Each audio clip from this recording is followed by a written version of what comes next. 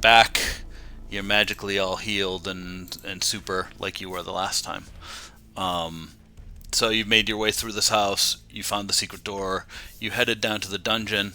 Um, and yeah. So why don't we? JD, do you remember just in case how to turn down your volume if you need to? I was gonna say, do you want me to turn it down? No, I'm cool with it. And actually, I mean, I can hear it. this next part, if you usually have your music turned down, I'm gonna do like a little intro thing that has like music to it that is supposed to like make it cooler. So if you want to turn it up a little bit for Okay. that, you might want to do that. Um, okay, so let me But tell stop me this. if my volume, if I'm getting like a feedback loop or something with my volume or whatever. I think you're okay. I catch it every once in a while, but as long as you mute yourself when you're not talking, you should be fine. Yeah. Okay. Cool. All right. Let's start. Bobby and Jeff's not into it. No, Bobby's not going to make it here tonight. He thought he put it. Justice is here. Jess is here. Yeah. She can't talk though. She said. That's the way it ought to be. All right. So before I switch screens here and take you to the map, let's do a little bit of a intro. You're all sort of still sleeping. It's you don't really know what time of day it is because it's really hard to tell what time of day it is in this place. It seems to be always perpetually dark and misty, and the windows are usually boarded up, so it's really hard to tell that. But you all took a rest. You're starting to rouse, and Erling, you Hello. you Hello. you start waking up first. As you stretch and wake from your rest, you glance around at the storage room, and you smile to yourself a little bit despite the situation you're in. You started this journey. This adventure is sort of like a journey of redemption. All of those poor orphans you like tossed around with no regret for so long, and now their well-being and your actions weigh so heavily on you. And then you happened into this group of unlikely allies that you're starting to call friends now. You feel like you're starting to do some good to redeem yourself, and also you have a really awesome blanket turban, so you have that going for you. Yeah, I'm mostly happy about my new blanket turban, but all of these guys, they're all right. Sorry, you threw me off by talking there. I wasn't Sorry. That's all right. So you're thinking about all this stuff in your head, like, hey, this is a really weird situation. Fog took me to this weird world. I'm stuck here, but at least I'm stuck with people that seem to be dedicated to like doing things. We tried to rescue some kids. We're kind of stumbling around this weird house, but it's a fun group to be with. So you're looking around at everybody as they're sort of waking up, but then all of a sudden, just for a moment, everything kind of goes out of focus and blurs. And well, it's only for a moment, but in that moment, something seems off. And then things clear again, and you look around, and that feeling of things being off sort of disappears. And there they are in the room. It's Reyd, Jack, Solvieg, and Copper, the goblin. All my friends that I know. I know all of these people. You're correct. You do know all of these people. You do. And also this goblin.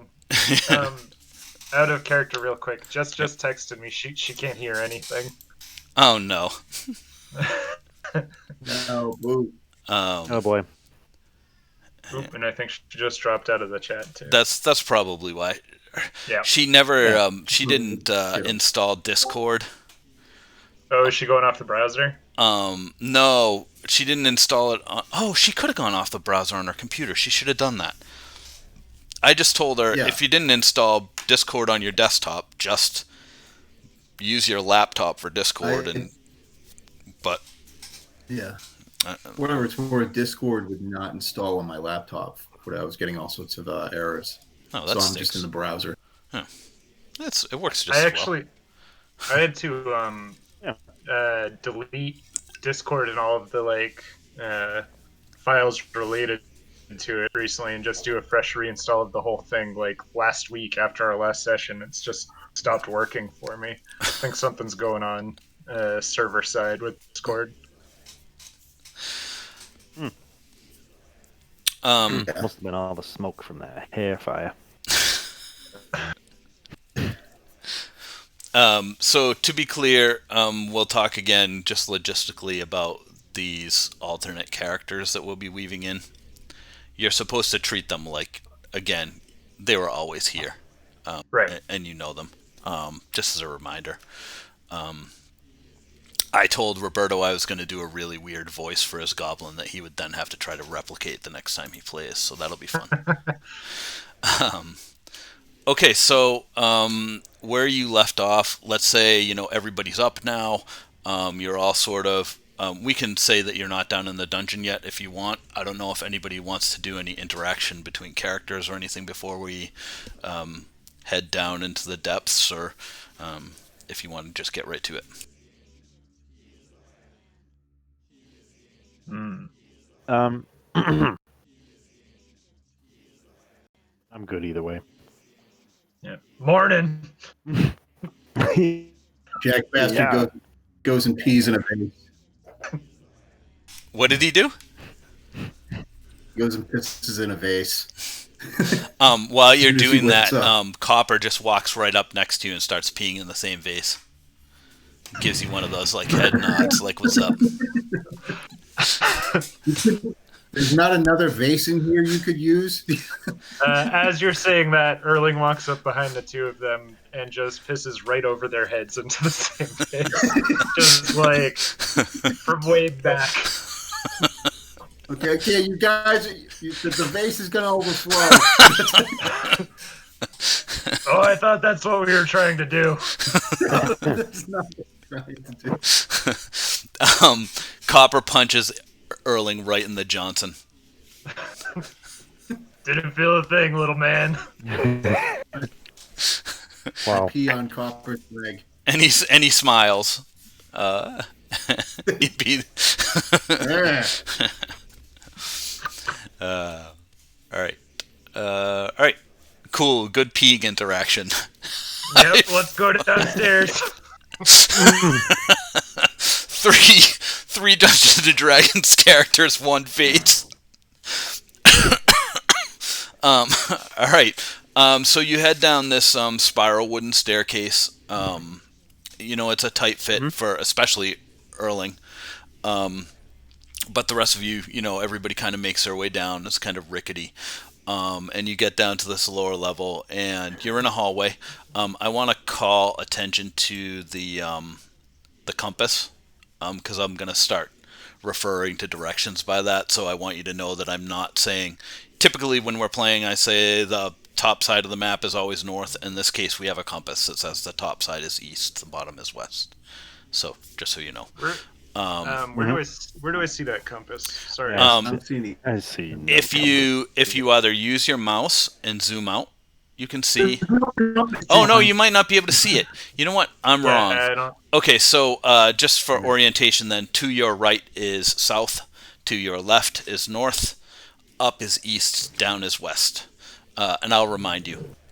So if you need clarification, just ask me. I forget with the token vision, you can't see the whole thing.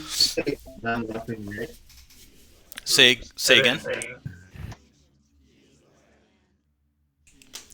Okay. Okay, so you are right now in this hallway. I wouldn't move around too much if I were you. He's trying to talk, but he can't, I think. Who's that, JD? Yeah. Whoa. Oh yeah, he's Nope. well. He seems happy. You guys hear me? A little bit. You're breaking And up a really lot. choppy. Yeah. Hey, I'll turn off my video. That could be it. All right. Looking at my face. Whoa. Oh, okay. That's because everybody talks. JD, if you have headphones that you can plug in, that might help too.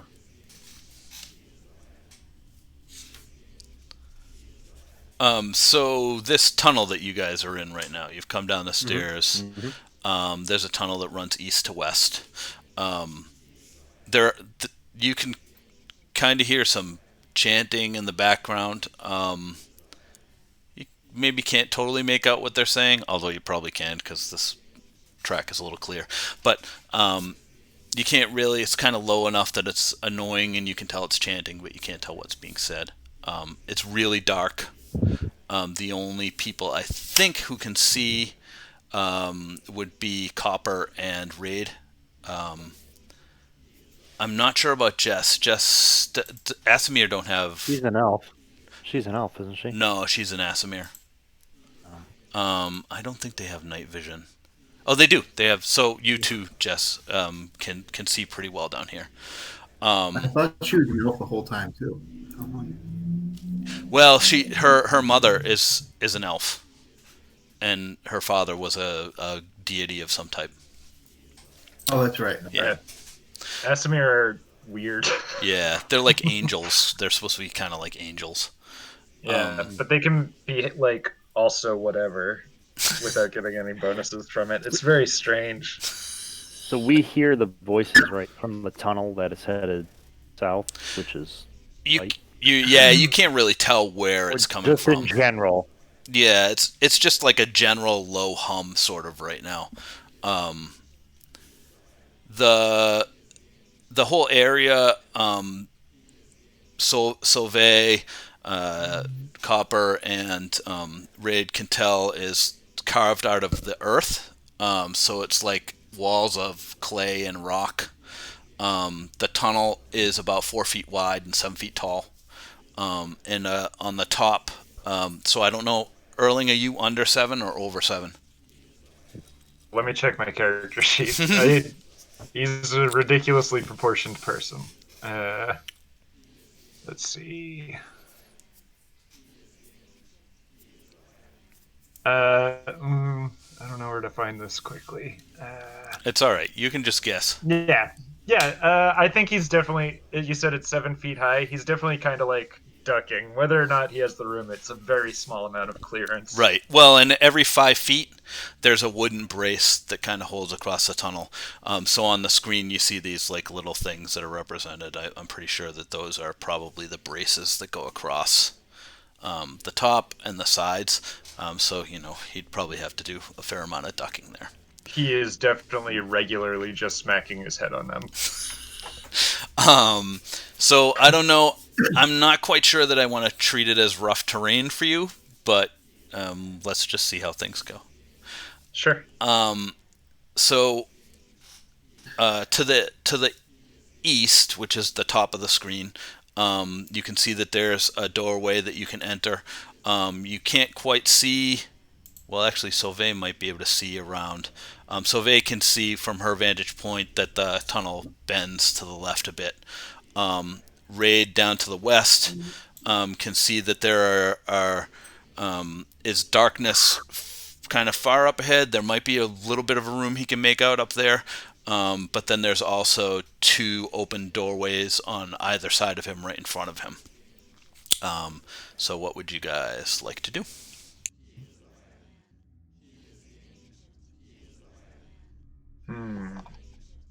I say we go to this room down. West, right? Yeah, west. I think we should split up. We got two sneaks here. Me and Jack. and I propose that the two of us split up and do some sneaking. It's so scary down here, though. And those annoying people are chanting somewhere. I'd hate for us to be split up and run into, big group of annoying people. Yeah, I'll do what everybody else minutes. wants, but I just want you to utilize my skills.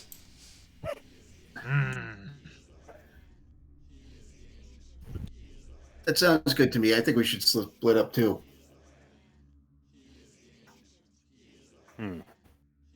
Here, why don't we say Two this? doors down here. We could split up, but let's say that we're not going to open any doors that are closed or anything like that. Let's just sneak around and see what's there and see what direction looks peachy. And the rest of you can wait here.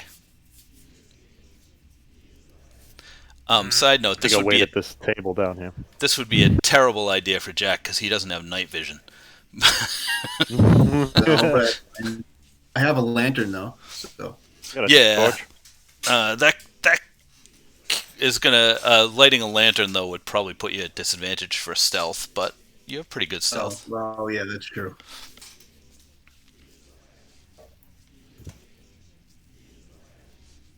Right. Well, then screw you, Goblin.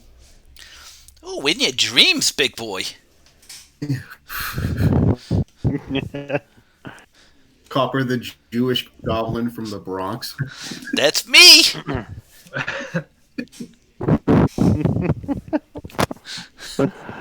Okay, well, I guess I'll I say we stay check out here this and room. keep watch.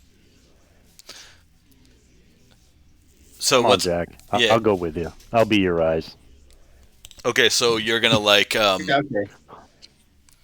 so you're both stealthing, and what Jack? You're just gonna put your hand on Reyd's shoulder so that he can see what's going on. That's what's happening. Sounds Yeah. kind of creepy. I'll hold his Yeah. hand and walk him through the Oh house. yeah. Let's say that. Let's say that you're holding hands.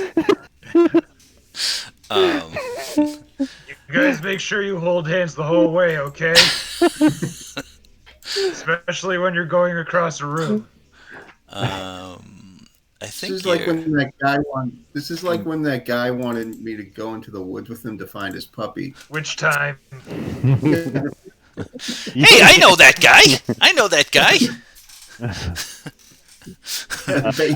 Yeah. So, Copper pretended to be a Re-rolling puppy for stealth that guy a few for this. times. Yeah. Hey, there's good money in puppy impersonation. All right. So where are you guys, Jack and Reyd? Where are you going to investigate? Are you like what I part? say You're going west, I think I you say said. we go, Or- west towards this room. Okay. And what way do you guys want Copper to go?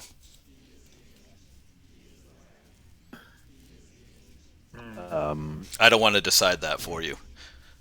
I think Solvieg would probably be going with Copper. Okay. So, Jess, what do you think? Which way do you want to go? And we got to bring up the chat to see what she says. Go the opposite. So, Jess, you want to go up around to the left?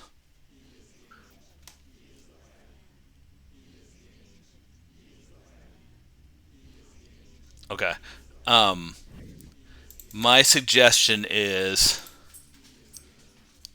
as Jess has a -1 in stealth, that Jess does not go with Copper. Interesting. Copper's gonna go up on his own then, because my stealth I think is similarly like. Copper has a +7 in stealth. Okay, that sounds like a rogue to me. Yeah. So I think he'll be okay. Oh, I have a +1 to my stealth. That's not so bad. Oh, that isn't too bad. Yeah, maybe I'll go with Copper. Okay. All right. So why don't we do Jack and Reyd? Why don't you go first? Okay. Rolling. Or just walking. No, you can. Why don't you? You guys can both roll stealth. And oh, nice. Yeah, Yeah. Oh, jeez. Wow. Invisible. Awesome. Yeah, you guys are doing great. Okay, so you guys, are you checking out these two alcoves in here too, or are you just moving down? I think we'll make a note that there's 2 doors here, that we can see 2 doors. We'll just peek the corner and just see if there's something immediately nearby, and that's it. Okay. You want to roll investigation for those peaks? That's not great. JD assist him, so you get an advantage roll again.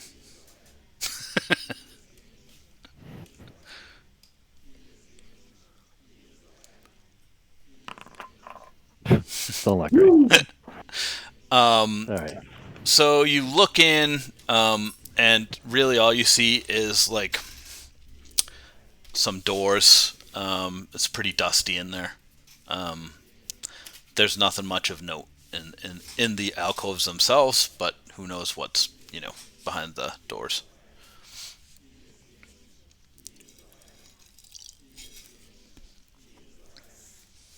Seems legit. All right, Jack. Should we continue? Sally forth. How far are you allowing us to move? You can move. Your movement's 30 feet, right? So, I'll let you move down into that room and look around if you want to do that. Okay. And I don't. Let's be clear about what you're doing, though. Sorry, before you actually decide. Are you just coming down to the room and glancing in there and then coming back, or are you gonna?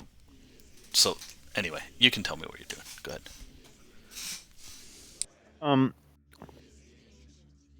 Well, we're just gonna walk down into this room and take a peek around. We're just basically taking an inventory of what is around because we don't have any idea where we are. So, just initially, what you can tell passively from looking around. Right. This room has a plain wooden table kind of in the middle with long benches. As you're sort of walking around stealthily, you catch yourself stepping on some things and almost kicking some things. That it feels like stones or something on the floor. Other than that, you can't tell much other than it looks like it's probably some sort of dining hall or was some sort of dining hall. Okay. All right, now we're going to go up to Erling and Copper. So why don't we roll our stealth there? Oh, yeah. Watch, after I bragged about his stealth, he's going to roll a 24. I think he's fine. And Oh my God. Ooh, nat 20. Amazing. It is amazing. Wow. The stealthiest party ever. This giant dude who's almost hitting his head on the ceilings is being the stealthiest person ever. You're I want to be clear. He is still hitting his head on those overhangs, but he's doing it very quietly.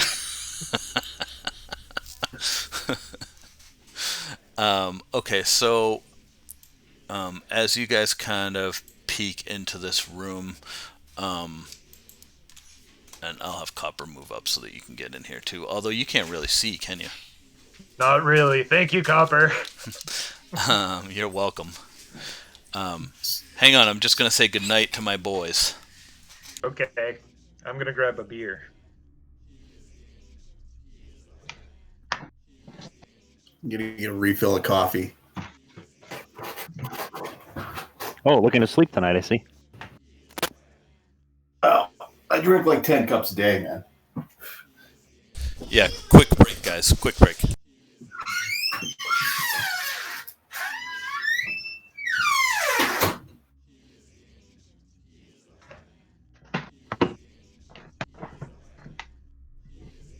Okay.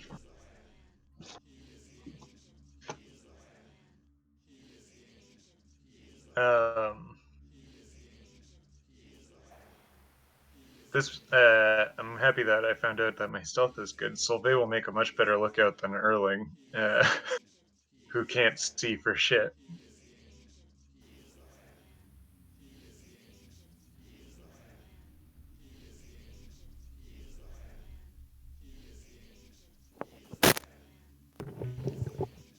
Okay.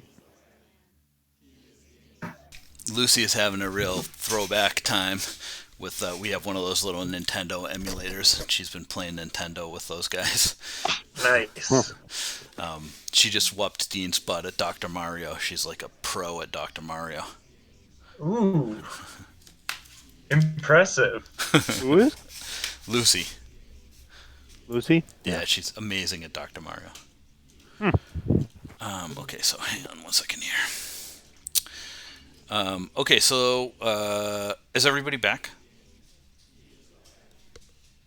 Yeah, present. I think so. I don't know if JD is back. He was making coffee, and apparently it's a whole pot. Oh no, he has Nice. one of those single cup things. Okay, well I'll hold off till he gets back then. Maybe I'll take a second to go and refresh my beer too. Then I'll be right back. For it.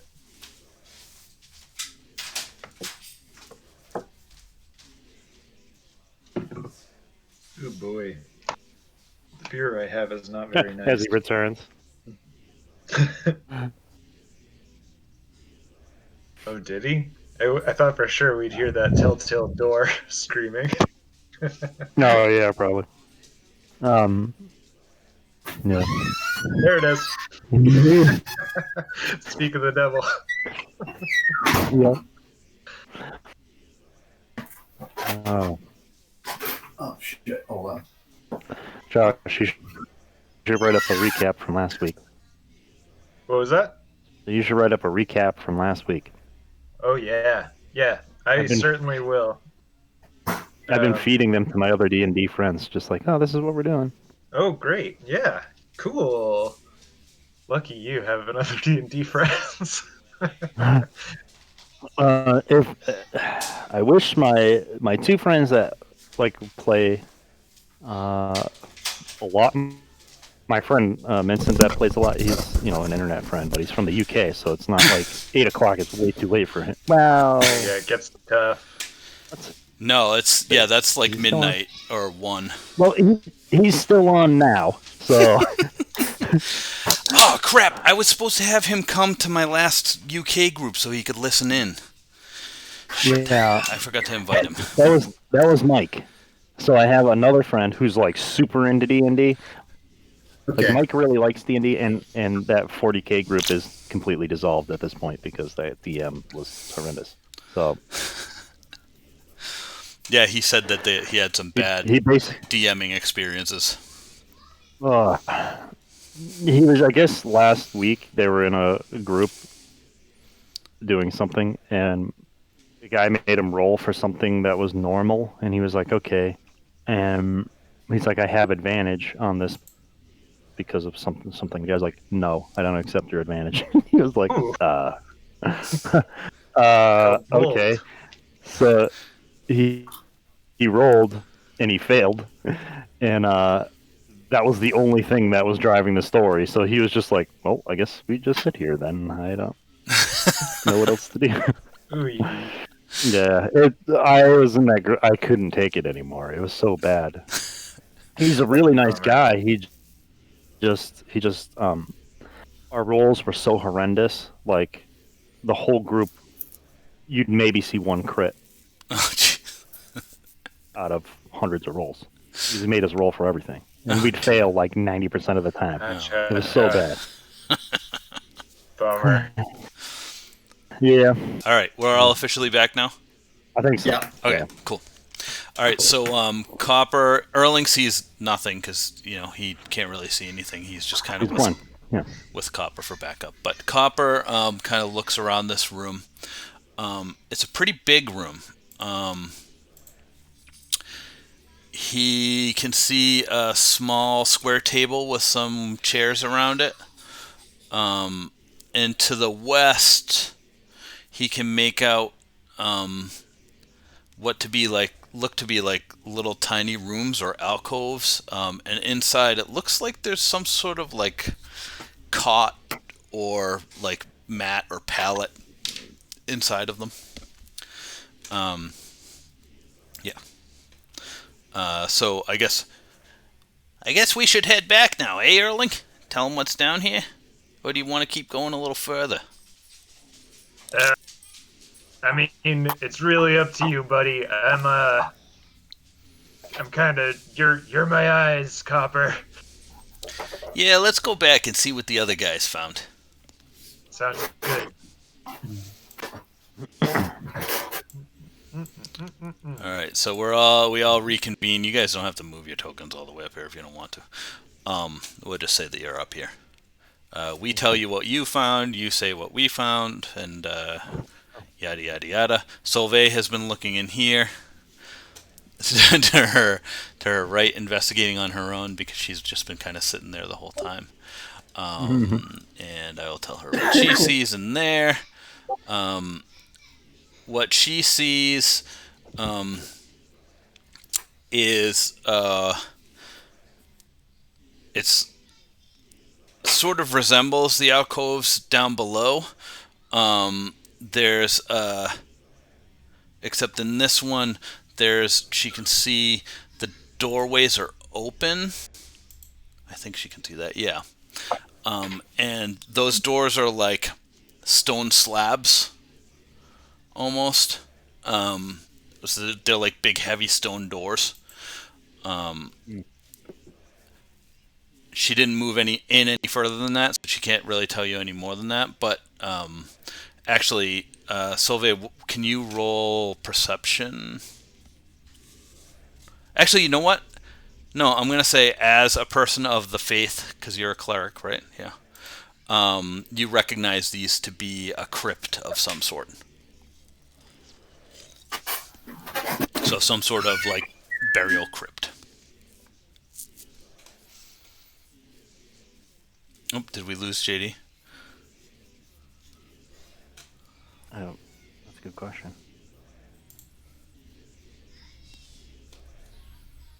I think we lost him on the whatchamacallit server. I'll just move him up here.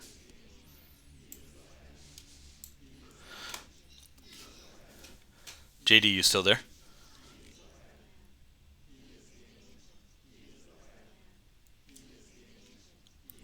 If you are, I can't hear you at all. Can anybody else hear JD? No. No, I think he might have just. I did hear a squeak. He might have gotten up to grab something right as you were asking if he was there. All right. I don't know if Jess is here either. She dropped and came back on, I think, right around when you were describing what she saw.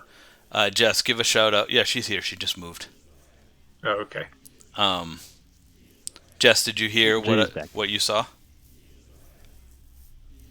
You can just put a yes in the chat. Okay.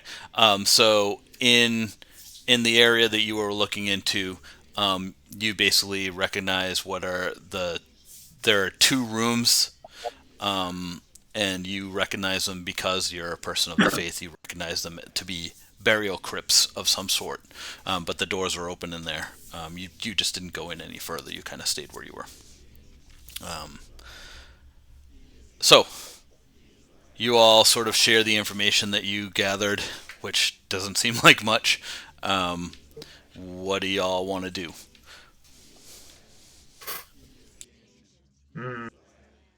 We found a table. We also found a table. Yeah, these people like tables, whoever they are. Chanting in tables.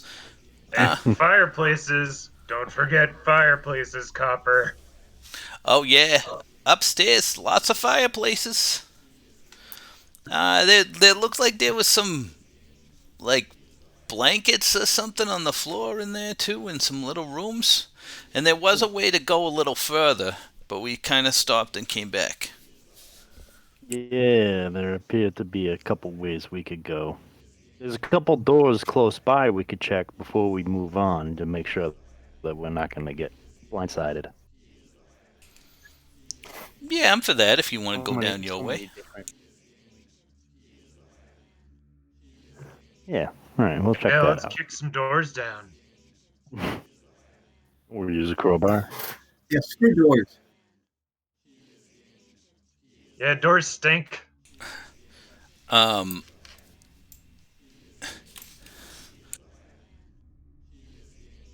pretty good at picking those. Noses? Yes, picking noses. All right. That's what I said, you dope.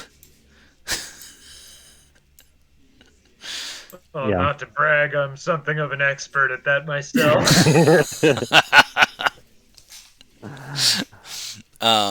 JD, you gonna take the crowbar works good. Alright. Are you gonna crowbar Yeah. it, or are you? What's going on, JD? You picking some locks, or are you? What are you doing? Yeah, I'll pick some locks. All right. So JD, roll. I think that's the sleight of hand. I think it is.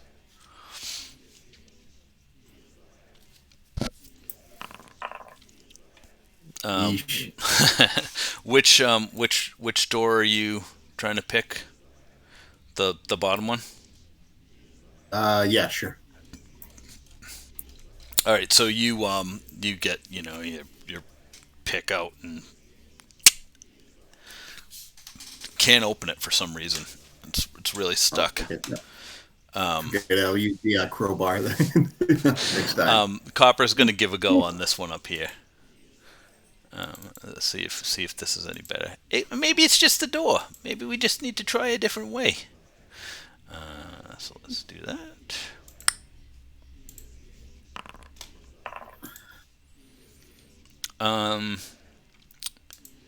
Yeah, Copper manages to get this one unlocked. I'm not opening the door though. I'm not good if something comes charging out of there. I'm backing up. And he kind of goes out. He like runs in between you guys and like under Erling's legs a little further down the hallway down here.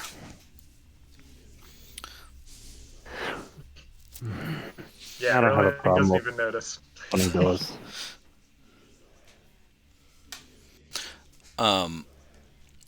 As you get closer to the door too, and open it, you see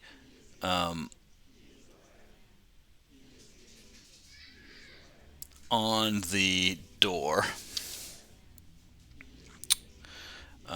is etched the name Rosavalda Durst. Oh, good. There is a coffin within, and it's set on top of like a stone slab.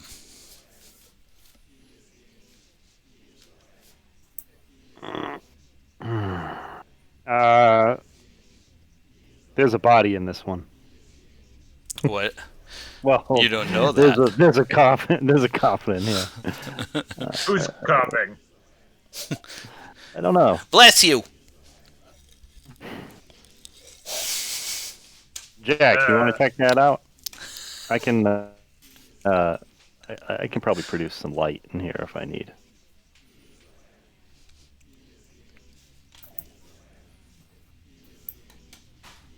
Yeah, sure.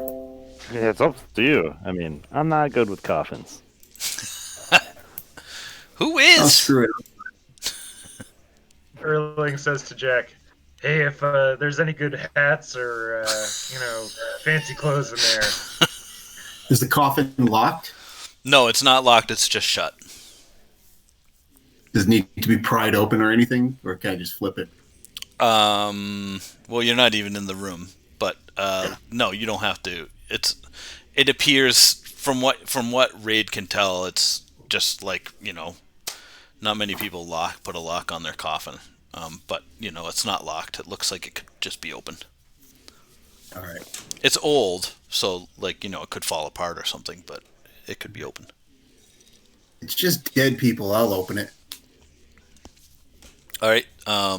So Jack enters the room, and he's like stepping up to like. Can I check for traps first? Oh, sure. All right. I think that's going to be investigation. Yeah. Sounds right. No traps. Ooh. No traps that you can Okay. see, and you can see a lot for being in the dark. Nice. You like feel around real well with your like skilled little 13-year-old hands that the guy in the woods told me were skilled. And you use your magic fingers to kind of go around and check all the usual places where, you've found coffin traps before. Which obviously you're an expert in this type of trap. So Clearly. no traps. So you go in and you walk up to the coffin and you put your hands on the lid and you start to open it up and you kind of look inside and you just push the rest of it open and go, there's nothing in there. It's empty.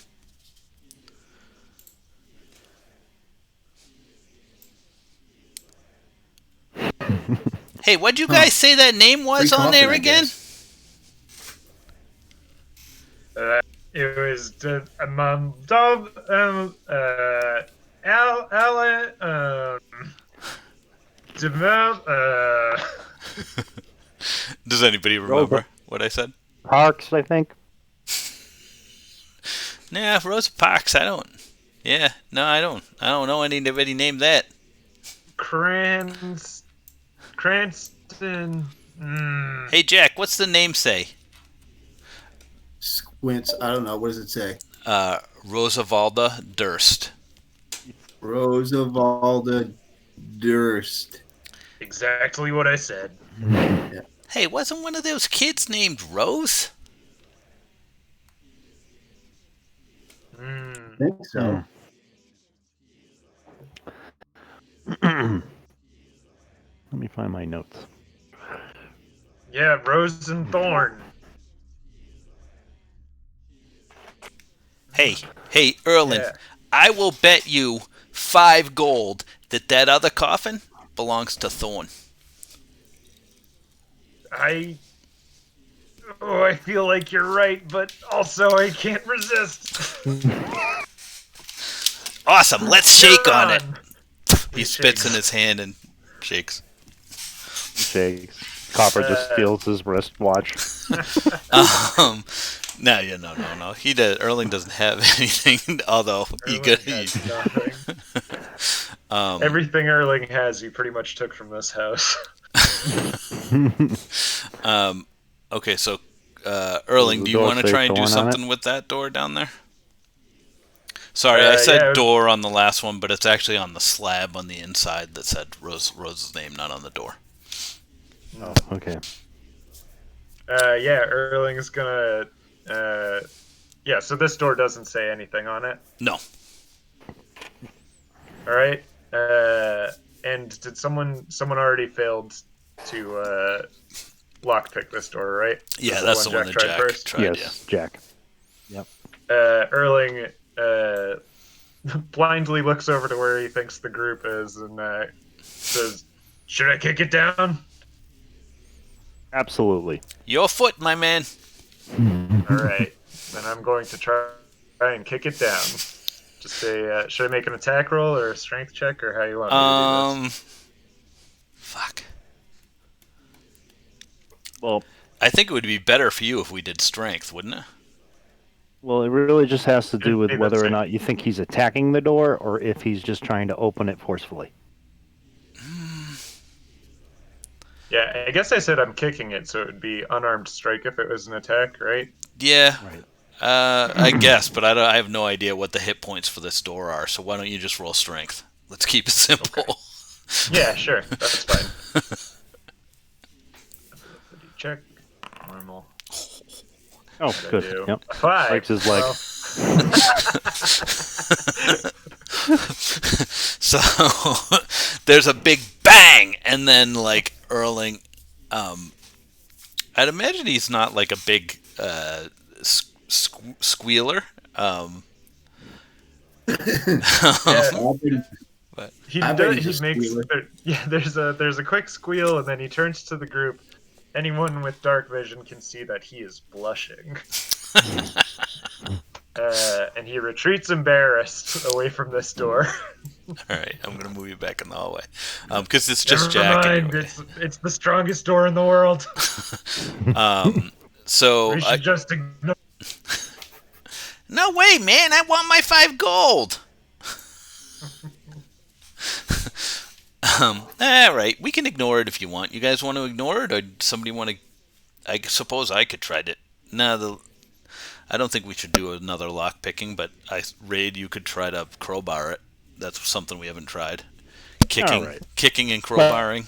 This will be the Let's last do it. attempt we could do on this store, though. Let's see, what do I got? Crowbar. Mm-hmm. All right, Okay. advantage. So roll strength twice. Take the higher.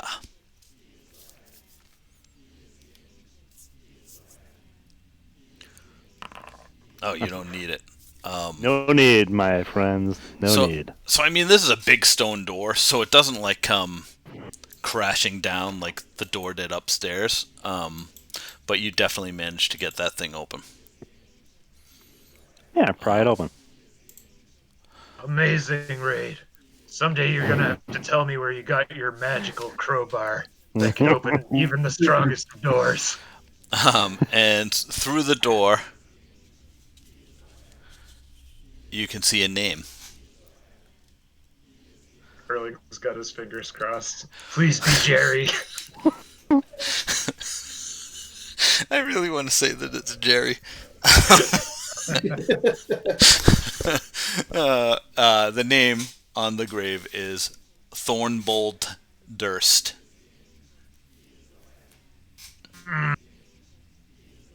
Damn it, I Maybe it's- really thought it was going to be Thorn.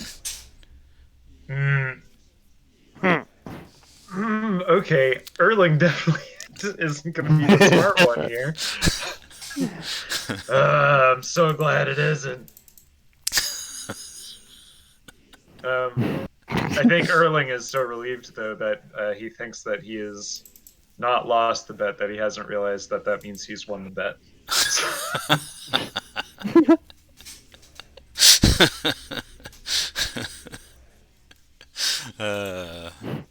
All right. Reyd just sighs and walks back out into the hall. Copper's standing on this side and tells you guys that it looks like a same situation over on this side of the hall. There's 2 locked doors that look the same as the other doors. And then sort of moves out because I feel like I'm playing the character too much and not letting you guys decide what you want to do.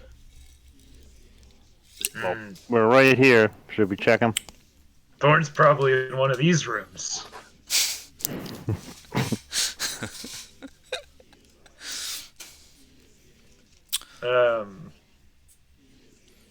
Jack, you want? Yeah, I'll try. I'm gonna try and bust one of these doors down again. All right, go for it.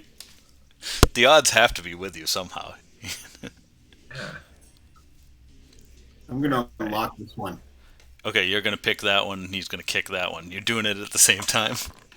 Yeah. Oh, nice. Erling, man. Hey, like, there we go. I mean, in this case, the whole slab, like, he like kicks it, and the whole slab kind of like just falls down into the room. And again, there's a coffin in there. And I just gotta check. That is. Yep. There's a coffin in there, and you can. Can you read, Erling? I think my intelligence is high enough to be literate. Okay. I'll say I can. I like take a long time and have to sound it out loud a lot, but I can read. If I have to. So on this crypt on the slab, it says the name Elizabeth Durst. What This was that? one Oh, says Lizard Breath Durst. Got it. Oh, sorry, no. Actually, yeah, that's fine. Yeah, that's Elizabeth Durst. Yep. Lizard Breath Dirt is in that room.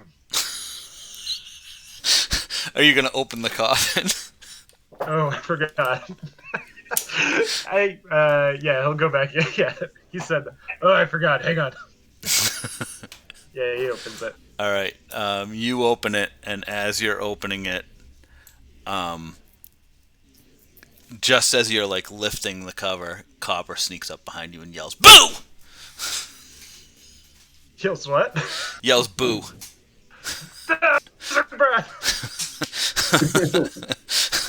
And the like coffin slams and like falls partly off the thing.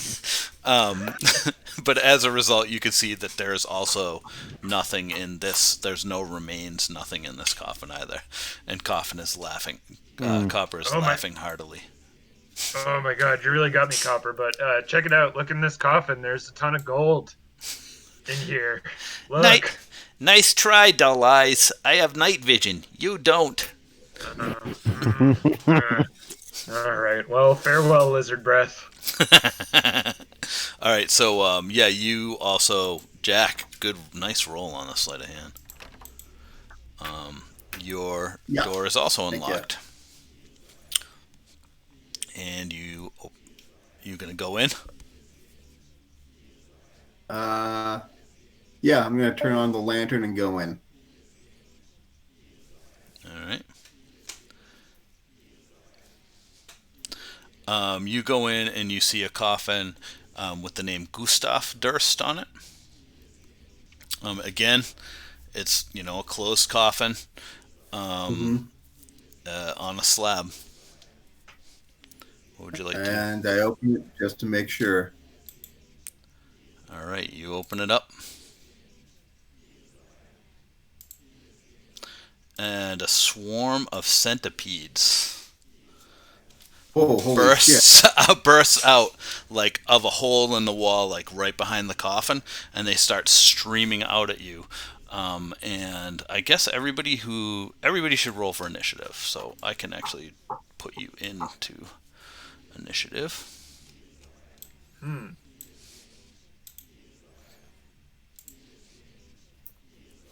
Whoops, that's not... Those people shouldn't be in that. Hang on. We gotta do that again. Sorry. Here we go.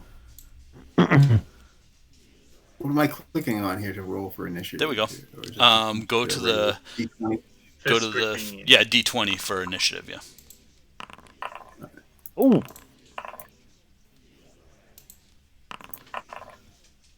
Where is the... So if you go inside Foundry, click the little fist, and it'll bring up the battle thing, and you can click on the D20 there. Jess, you there? If you are, go into the little fist and click the D20 die. If you're not, I can do it for you. Ding. All right, I'll do it for you. Yeah, there we go. There we go. All right, Copper is up first. This area is pretty log-jammed. And Copper doesn't really want to get close anyway, so he kind of is going to... Copper is going to take a step backwards and hide in this crypt over here and shut the door. That's his action. And now it's going to be... now it's your turn, Jack. How many centipedes are you looking at here? A lot. There's a swarm of them. Probably about 22 of them. Jesus. I mean, they're not like giant centipedes or anything. They're like, just medium-sized bugs. Oh, okay. But there's a lot of them. So, can I stab them? Sure. You could try and stab them. Why not? I could just step on them, I guess. It's up to you. I would. It's going to be the equivalent if you roll. If you roll with your rapier, we'll just imagine that you're just smashing them anyway. But you'll probably get a better attack with your rapier if you want to do that. Otherwise, it'd be unarmed strikes. It's up to you. Yeah, I'll just use the rapier. If I can find it.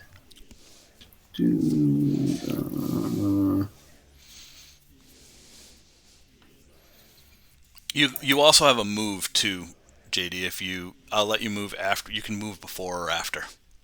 You get a move and an attack. Yeah. Where's he? So if you go into your character sheet under inventory, I think. Hang on, I gotta check. If you go under inventory, you'll see all your things, and then you click on it. The ghost face.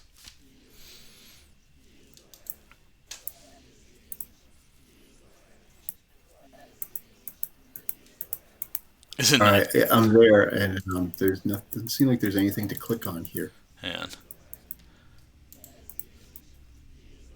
There you go. Now go over to the chat and click damage or click attack.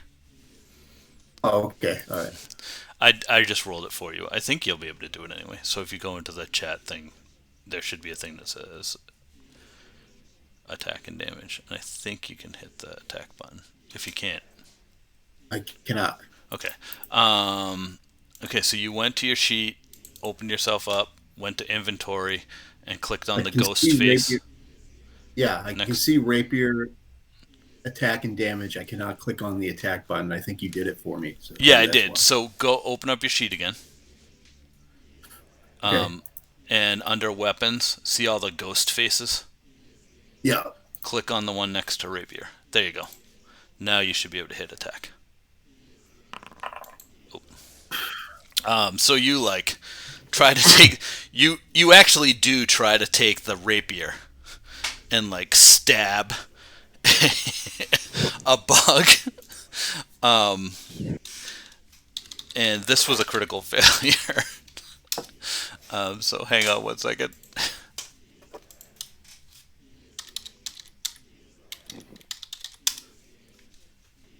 Oh, wrong one. Oh.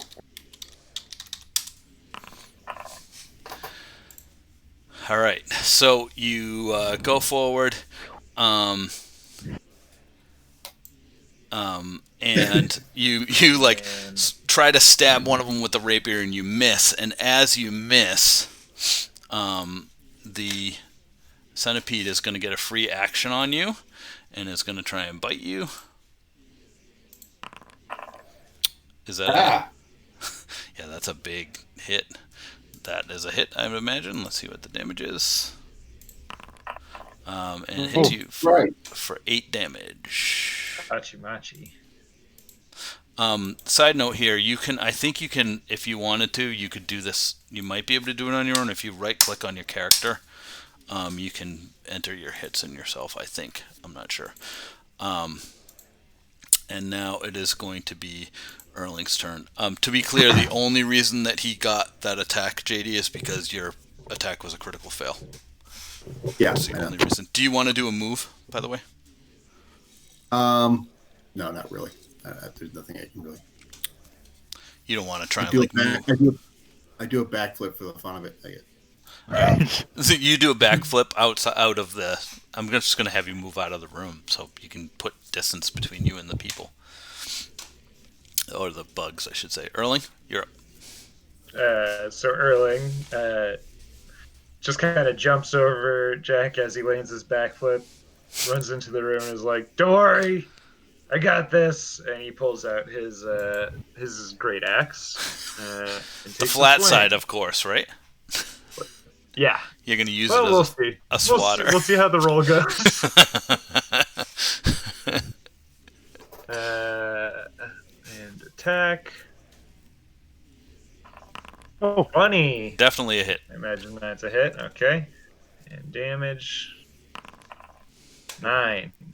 You bring down the great axe and you smush a bunch of these things. Sorry, I have to do maths. Yeah, Phil with character yelling. Take that, idiots. You dumb bugs.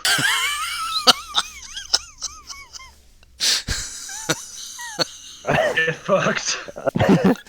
Erling. Sorry. Out the way. Oh, right. Out the okay. Sure.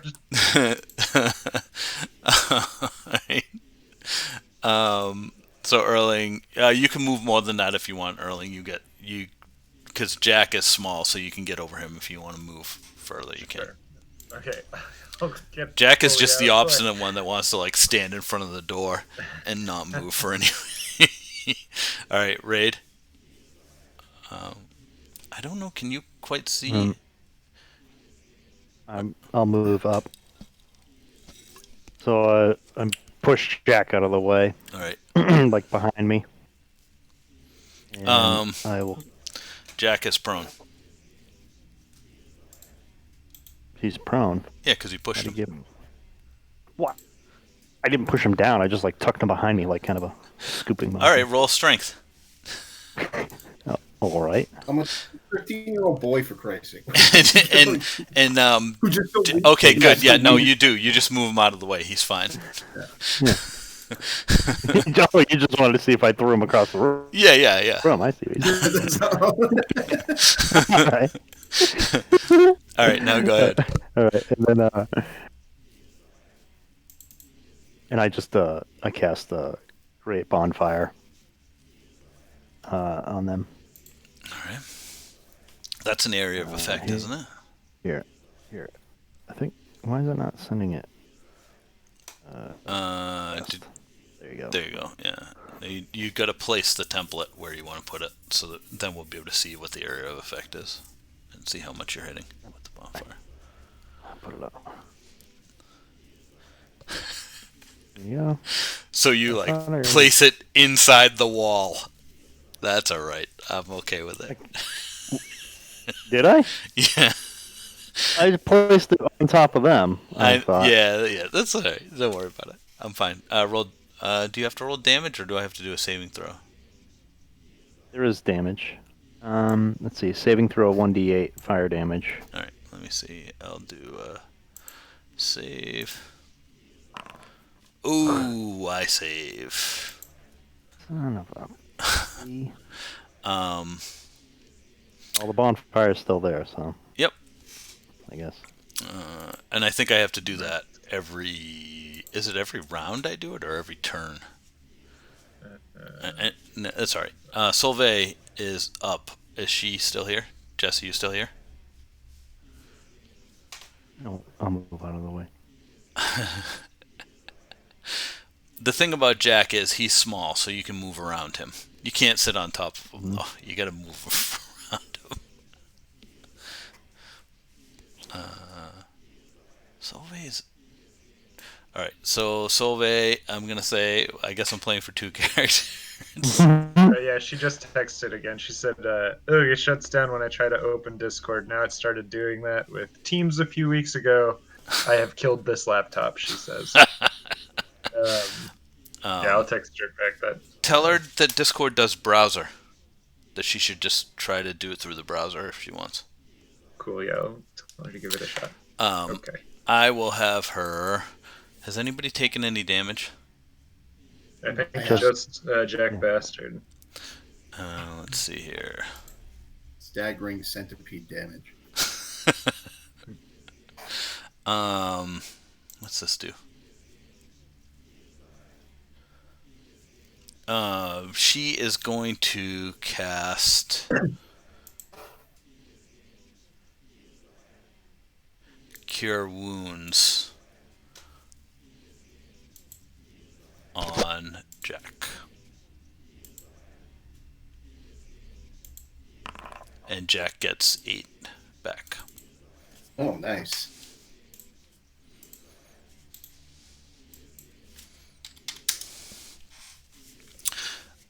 And then she's going to move sort of back into the hallway and be like, it's all you guys. And now it's the Swarm's turn, and the Swarm is going to make fantastic Solveig impression. Sorry. I hate Udin, and now I'm going to cure your wounds. And then, I think this is, let's see how far this is. Have you upgraded her to level 3 yet? No, because I can't upgrade her because she never joined the whatchamacallit. So she is not upgraded. So the Swarm comes over. I'm still level 2 myself. Are you? Yeah. Why are you two? Hang on. I thought I went up to level 3. I'll fix that after this. Hang on. Okay, sorry. That's okay. I'm gonna attack Jack anyway because I'm a jerk. Tries to bite Jack. That is another hit. God Whoops! damn It wasn't a critical hit. Sorry, that's not right. This is what you get for opening up my coffin. It hits you for 7 damage. Son of a bitch. It's like a seesaw battle. It's a seesaw battle. Jack gets hit points back, loses them again. Top of the order. Copper's turn. Copper, for his move, yells, "You guys are doing great!" Great. No, you didn't, cowardly son of a bitch. You're doing great too, Copper. I got my dagger out in here just in case. And he gets his dagger out and holds his move and ready. and now it's going to be Jack's turn. I'll be right back. I just gotta pee real quick. Don't do it too fast because if you force it out, it causes cancer. So I get a bonus action, right? Yeah, you are technically next to. I think it's if you're like adjacent to another person, a sneak attack is you can do. Right. I think that's how it is. Yeah. I want to huck a flask of oil and light it on fire. Ooh. All right, so I like where this is going. Yeah, I like where this is going too. You have oil? Yeah, you do have an oil flask.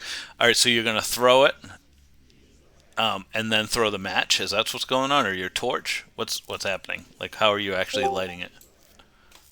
Yeah. So you're going to throw your torch? Yeah. Let's do athletics for that. And let's say before you even throw it, all of a sudden, in the middle of this battle, Jack, everything goes black. Oh, God. Uh-oh. What did I miss?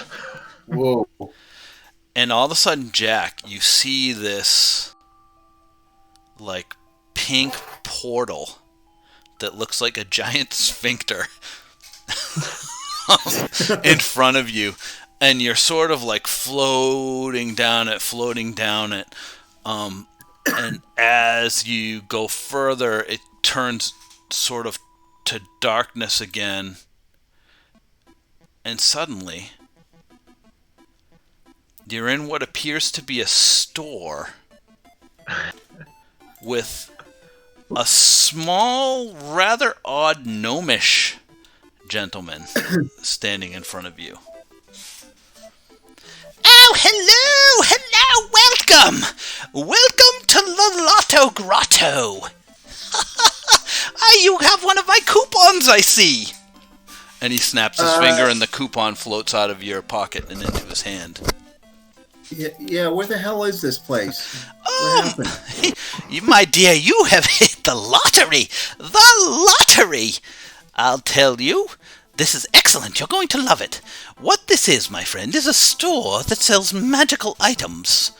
It's kind of like a lottery play. So the way this works typically is you pay a certain amount for each tier of magical weapon you get. The more you pay, the better a chance at getting an impressive weapon. With your coupon, you get to roll at the lowest tier, which I believe is 300, but hang on, I have to bring up my big spreadsheet that I didn't bring up yet.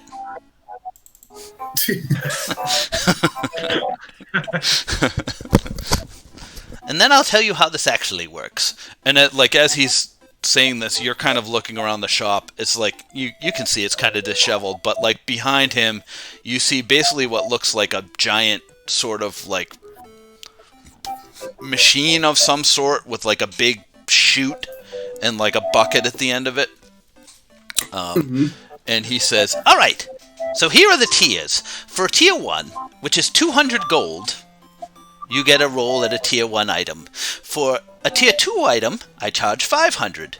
For a tier 3 item, 800. For a tier 4 item, it's 1,000 gold. Your coupon allows you a 200 gold spin. However, if you happen to have any magical items that you'd like to trade, or anything that you think might interest me that you'd like to trade, I would be happy to look at that and consider moving you up a tier. The jade penis. I've got this Jade Wang Ooh. statue. It's like a naked elf. It's not. It's actually a broken statue. So you have like a broken Jade Wang. And I put it together, didn't I? Oh, did you I fix it? All right, you fixed it. Okay. It's definitely not jade. Are you trying to pass it off as jade? Probably not. I'm gonna say this guy probably knows what jade is. I won't say anything. I'll just present it to him and see what he says it is. Oh, this looks like a very large phallus on an elf. That's what it would be. I don't sense any. I think it might be jade. Are you trying to bluff him, or are you just making conversation? A little both. I'm not saying it is jade. I'm saying I think it might be. You're pulling an Antiques Roadshow here. All right, why don't you roll? I think it's persuasion. Why don't you roll persuasion? And let's see what you roll. Been in my family for 4 generations. He looks at you and says, "Oh no, my friend, this is not jade. An easy mistake to make, but this is glass. And I know this item because it came from my private collection of elf phalluses. I put a little coupon in there for you. That's how you got your coupon, you foolish boy." Oh yeah, that's right. I forgot about that. I guess I don't have anything of worth beyond that, so I guess I'm good with the tier 1. All right then, step up. And he kind of walks around the corner and he pulls out what looks like one of those giant spinning wheels, and it has on it different sort of symbols. One is a symbol of a helmet for armor. There's a necklace. There's one with a sword, one with an axe, one with a ring. The more you look at it, though, you see that the images kind of shift around the wheel. They don't kind of stay in place. And he says, "All right, my friend, I have the coupon. So why don't you step up and take a spin, and let's see what you get." This is my favorite part, by the way. Do you spin? Sweet. Yeah, what do I spin? Why do I spin? All right, so you have to roll the d20. It says no active encounter, so there's nothing to... So do, if you type /roll d20, it should roll for you. Perfect. Oh, you have to do a space. Sorry. /roll space d20. /roll. Oh, you... Ah, there you go. Yeah.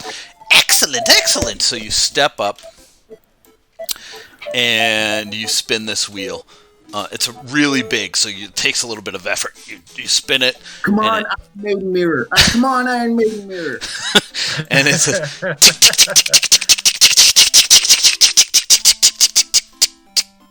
Ace is high. Ding! And it lands, but all of the things have sort of blanked off it now. And at this point, you look over because you hear a noise, a shaking of that machine that had the giant chute. And you hear something kind of falling down the chute, ticking back and forth in the chute. And it lands in the bucket. And he takes it out. And he presents you with a package. It's a small box. probably about the size of like a jewelry box of some type. And it's wrapped in brown paper. He says, open it, and then I can look in my book and tell you what it is, my friend. Okay, cool. So I start to open the little brown paper and open up the box. All right, you open it up, and inside there is Switchblade comb. Switchblade comb. There is a small silver ring that's kind of has like a smoky kind of texture to it. Ooh. And he says, "Ooh, this looks positively delightful. Let me see that, my friend." And he takes a look at it. And he goes out and he pulls out this large volume, this large book, and kind of starts flipping through it. Flipping. And he's there for a while. You know what's odd about this ring is, it looks like here in the register that there's a whole section under rings that you have to put on before I'll be able to tell what they do. Oh, okay. No. All right then. So I take the ring and cautiously, hesitantly put it on my finger. Okay. And then he like looks at you and he kind of like, he has this like these pair of like jeweler glasses that he puts on, and he like flips to like a few different like things, and he's looking at you. And then he like flips to the back of the book. Oh. I'm sorry, my friend. Every once in a while, these things aren't quite as useful as others. This ring is called the Ring of Flatulence.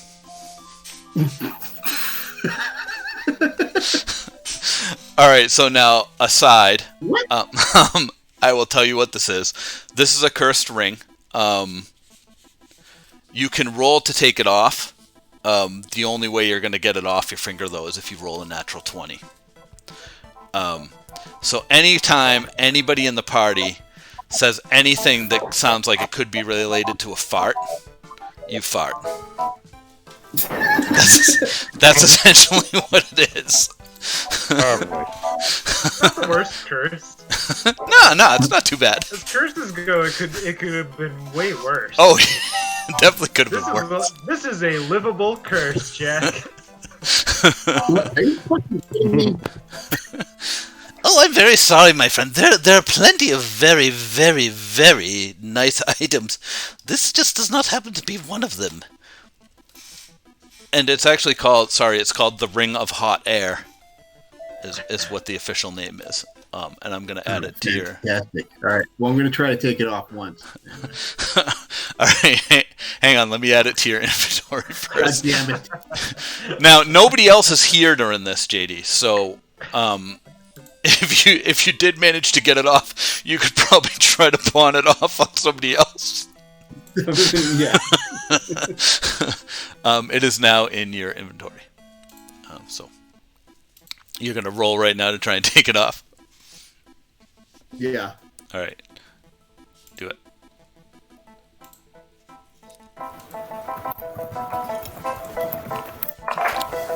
Nope. Oh, I'm very sorry, my friend.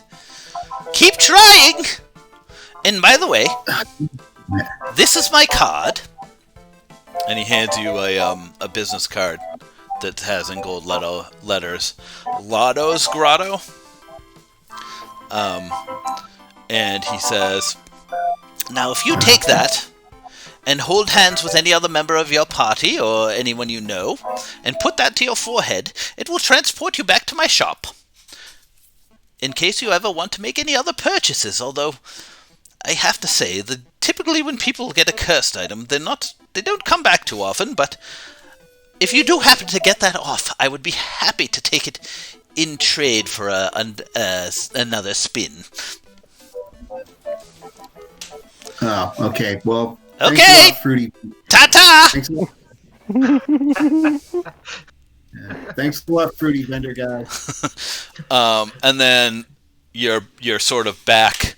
For the rest of the party, nobody notices that Jack has gone. It's like time, like just like it. For Jack, he was gone, but for everybody else, nothing happened essentially. And apropos of nothing, we just hear Jack say, "Thanks a lot, fruity vendor guy." There you go. Yeah.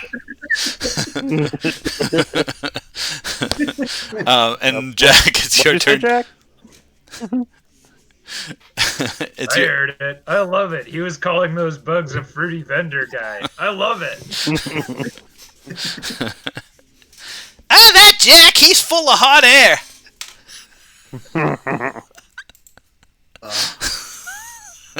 So this means you have to roll a d20. Oh Lord. Roll a d20. Yep.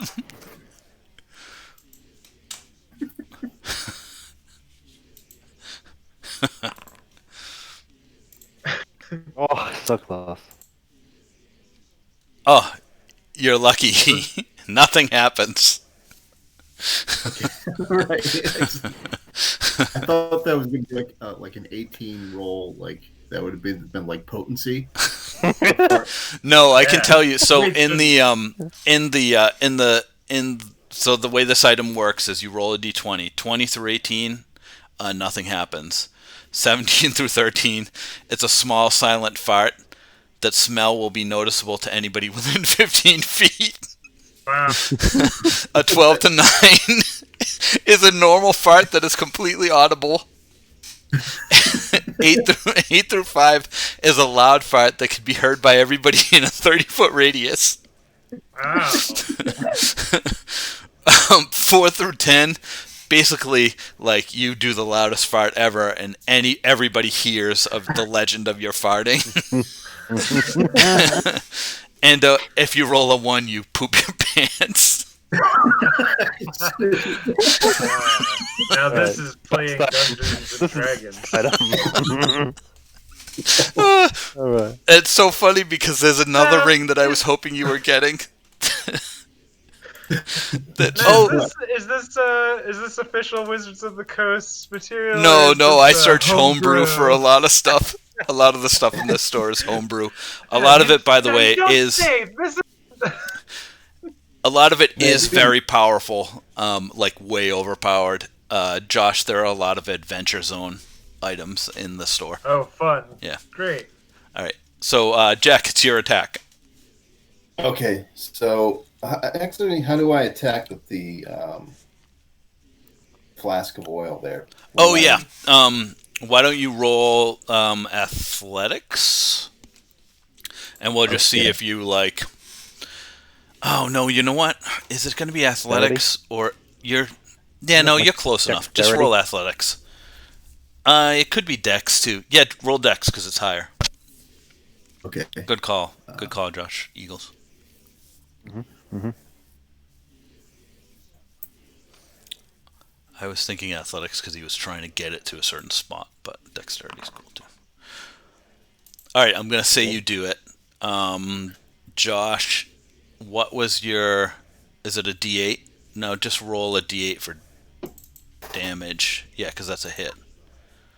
So you do it. A flame kind of erupts. So now roll 1d8. Because that's what Josh would get with bonfire, and I would imagine that's similar.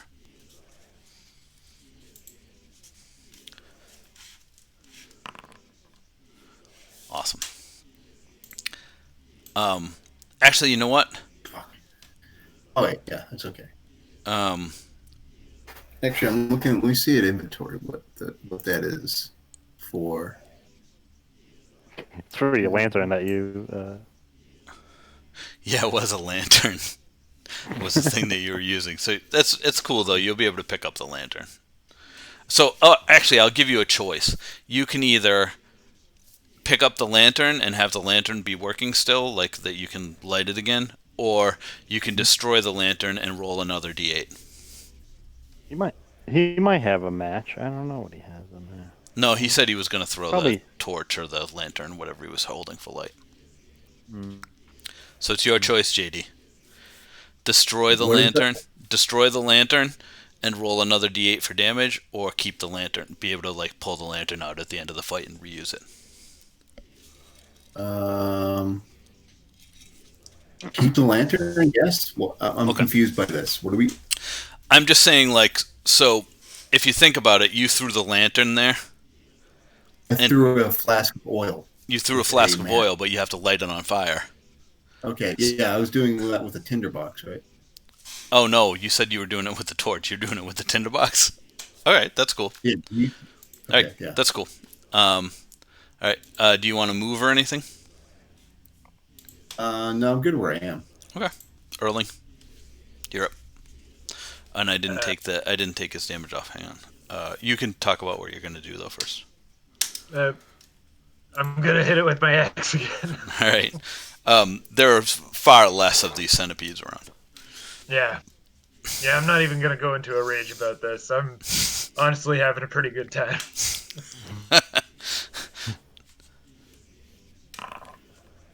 13. That is a hit. Okay.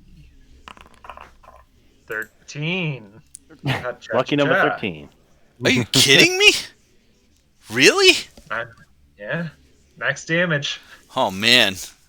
Oh, a little less than max damage. All right. So how are you smashing all of these poor bugs? Oh, it's all of them? Are they all? Yeah, going no, down? they're all. You're getting them all.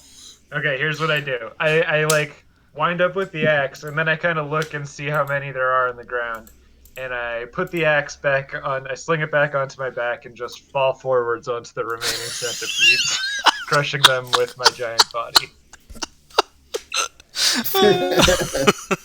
Got him! I got him. So now, Erling rises covered in Oh yeah, centipede like Flaming viscera. centipede. yeah, smoke smoldering. Oh yeah, because there was a fire there too. You just fell on I fire. think I've also put the fire out. Yeah, well, I don't know about that. Let's All right. I stop, drop, and roll. Kill the bug. All right, I'll let you stop, drop, and roll. Roll acrobatics. How If not, you're acrobatic taking is a that? D8 damage. Okay. All right. That's fair. I'll roll acrobatics. Fine. 6. All right, JD, can you roll a D8 for me for the damage that you're causing?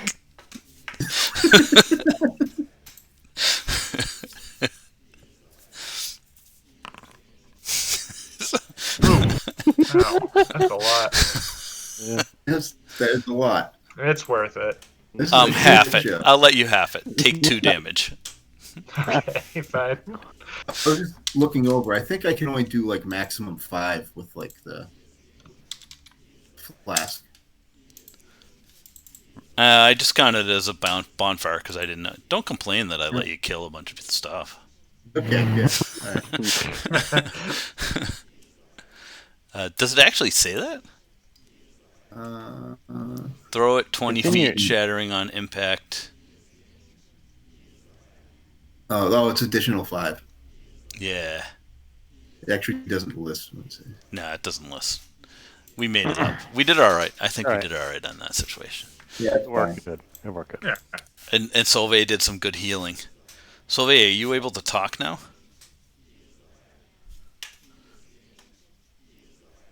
I'm guessing that's a no. All right, what would you all like to do?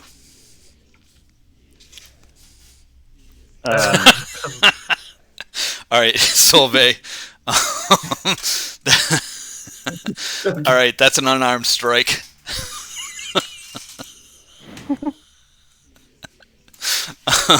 No, Erling gets between them. No, don't you see? This is what those bugs wanted us to do. No, I'm not gonna make you roll.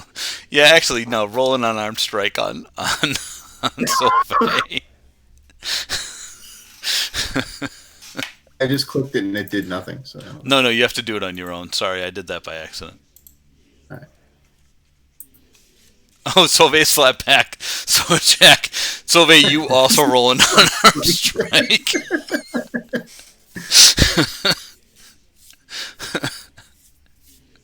Where is the unarmed strike thing? It should be under inventory. It'll be the top one under weapons, I believe. So you have to do attack and then damage, Solveig. Same thing. And Jack's armor class is 14. So, Solveig, I don't think either one of yours will hit. Nope. It was not a hit. So you basically just slap. It's like one of those, when you, like, in the movies where they do the slap. Handshakes. Oh, yeah. That's better. You both miss and you, like, slap hands. And Erling says, "Great high five." Yeah.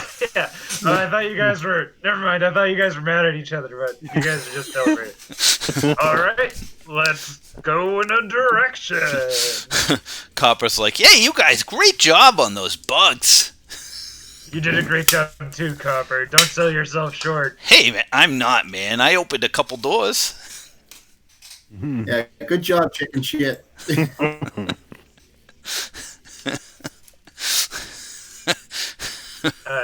Erling elbows Jack and says, "Hey, what a fruity vendor guy, huh?" I love that. He's definitely a fruity vendor guy. All right. Cool ring, by the way. Yeah, I never seen that ring before. Where'd you get that? I found it somewhere. All right, so Jack, wait a minute. You don't want to tell them about the Lotto Grotto? No, not yet. All right, roll deception.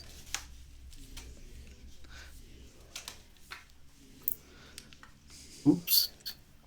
And what's the Oh, and also roll a d20. Because Solveig just said we're in a really close space. I hope no one passes gas.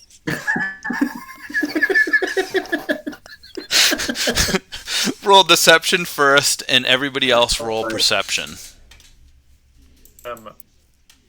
I am going to abstain from rolling perception on this deception. I'm cool with that. Where is the deception? Wow, natural 20 for Reyd. Yeah.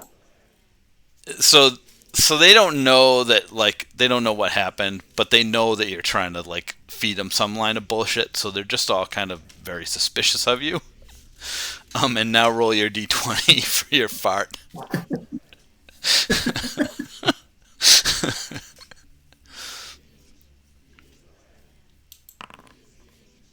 Uh-oh. So, as you do this, you hear an extremely loud fart, like a ripper. Like, it's really loud. It reverberates down the hallway. If there was anything around that you were trying to sneak away from, it would have heard the fart. Wow. I always thought it was an urban legend, but I think those centipedes just crapped their pants because they died.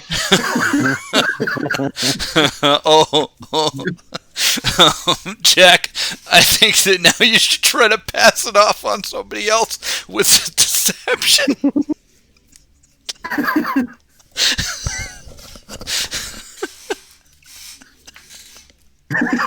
This is cracking me up. I'm sorry. All right.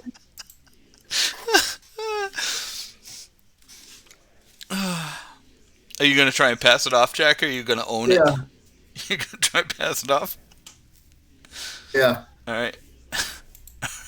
All right. Roll deception. You don't need to. Erling is just like, you know what? It could have been me. Anyway, I'd be lying if I said they never sounded like that before. But no, he wasn't trying to convince you. He was trying to confuse everybody else. Oh, I'm just saying, Erling is willing to immediately own up to it, even if he Okay. didn't do it. He's All right, so Erling thinks that he I did think- a really loud fart, but the rest of the group can obviously tell that it was Jack that did the fart. Yeah, I mean, basically, if it's this group, Erling is gonna take anything anyone says to him as truth.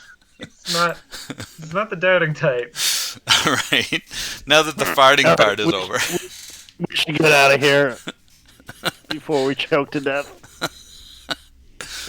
Oh, Yeah, sorry. Let's go. all right. Wait, or are we going? Yeah, which direction are you going, east or west? I think he went east, didn't he? Erling Yeah, I went. just went in a direction though. Yeah, he was just trying to clear the air for you. That's why. Yeah. Looks like Solveig's taking us west.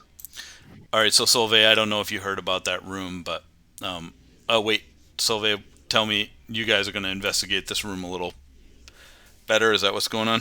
Solveig's eyes are watering. She said, all the money is in fart jokes.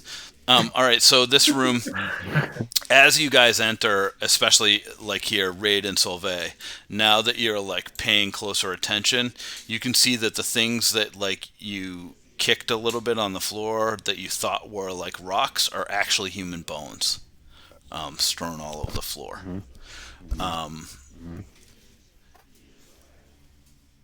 What are y'all doing in here?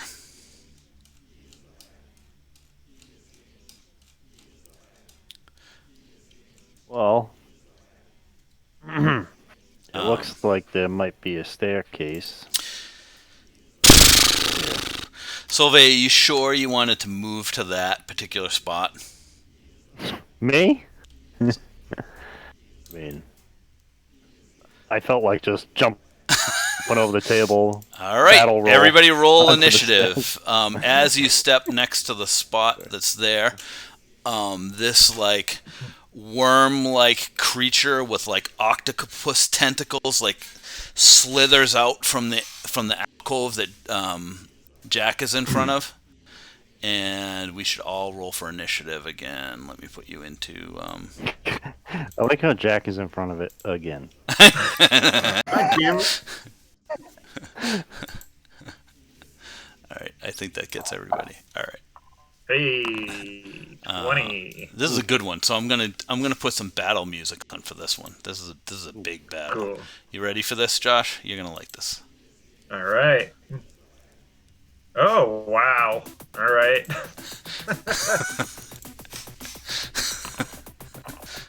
This is a way back one.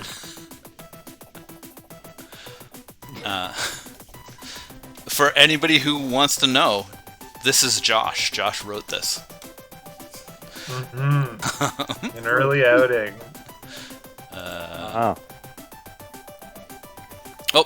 Solveig, do you have a D20 die?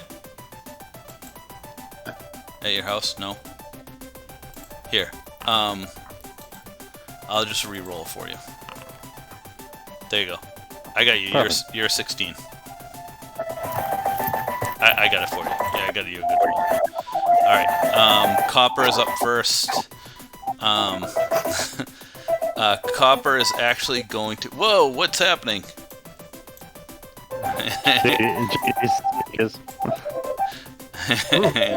Yeah. Copper is actually going to participate in this one. He is going to run up next to where Jack is, and he is going to shove Jack out of the way because he doesn't want Jack to get hurt. Strong check. Yep. Hey.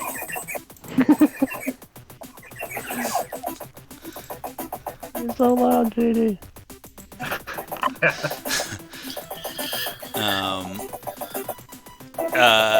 Yeah, he shoves. He manages to shove Jack out of the way. That is going to be his turn, though. Erling, you're up. Okay. That is really loud. Should I turn it down on my side? I don't know if I it'll think it's help. just JD's. Yeah, it's just it's loud coming through JD's. All right, that's fine. There's Whatever. nothing any of us can do about it. Yeah, so I'm gonna run up, and this is just in this little alcove here. Yep. How big is this thing? It's a Grick. So Grick is let's see. Is that better? It's That's much better. it's a medium size. It's medium. So it's like it's almost as tall as you when it like uncoils, but it's like a snake body. So it's kind of just like in there hissing with its like beak right now. Okay, cool.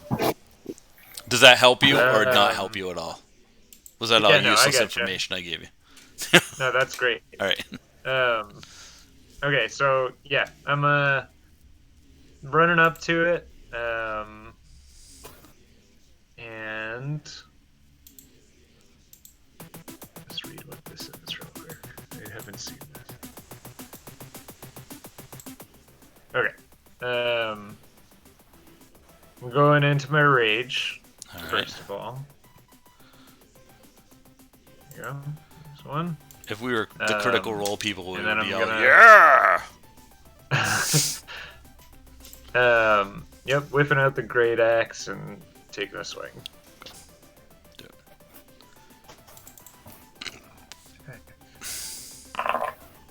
15 Is a hit. and 11. All right, so you take a swing at this like worm.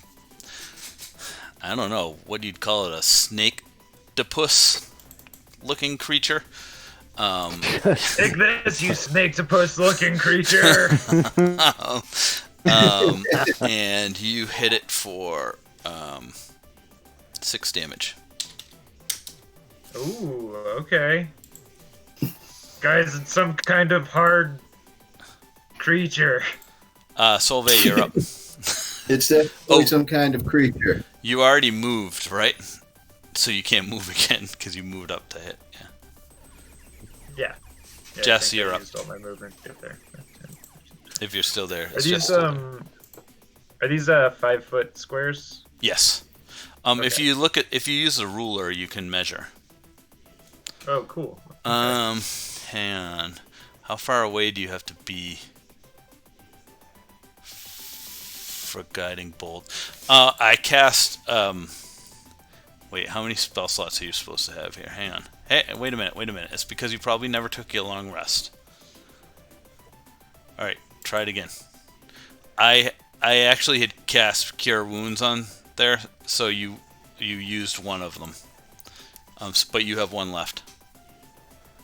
So you're gonna do Guiding Bolt. Is that what you're doing?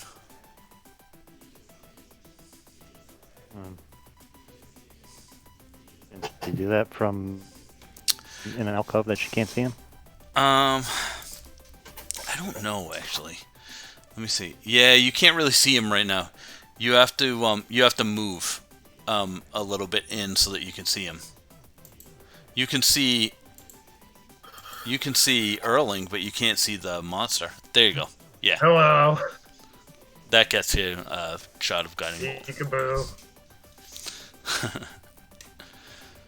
Alright. You want to Guiding Bolt it? You can scroll up and just hit attack on that one.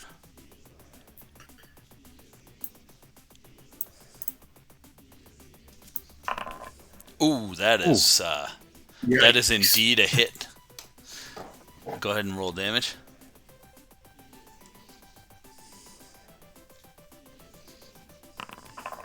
Ooh, holy whoa. cow!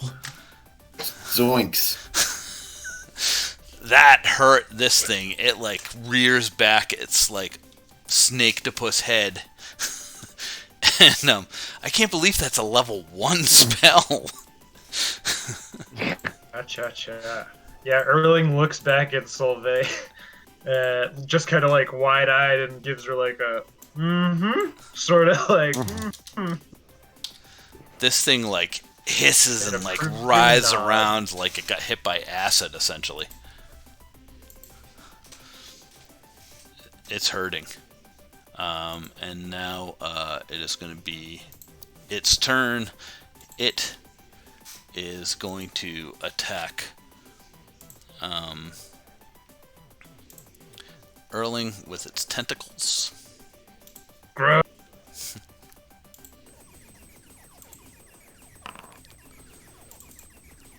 So it like reaches out with its tentacles, and it's kind of like hurting, and like doesn't manage to get a hold of you, and that was his turn. Erling looks down at the flailing tentacle, just like, ugh, gross. Jack, it's your turn. Ugh, gross, says the guy that's covered in centipede guts. Yeah. Jack, you're up. Sweet. I'll be attacking with the short bow. Alright, go for it.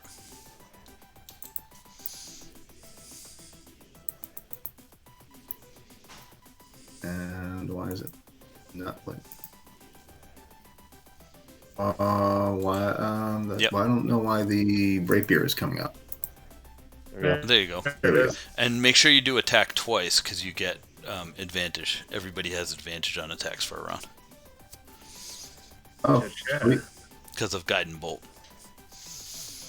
That spell kicks ass. We attack twice. Pretty good stuff there. Yeah, do twice and take the higher damage. Okay. Fire attack. Do we have? Higher attack, yeah. Sorry. So roll one more time for attack. Sure, if it's coming up. I It's don't know, not, let them do it. it's not letting you. I don't think so. Just do the slash roll d20. Roll space d20. And then add 5 to it. Alright. What'd you say? And then add 5 to it? Yeah, he's doing a second attack roll with his short bow. Yeah, is he proficient? Yeah. Okay, yeah, add 5.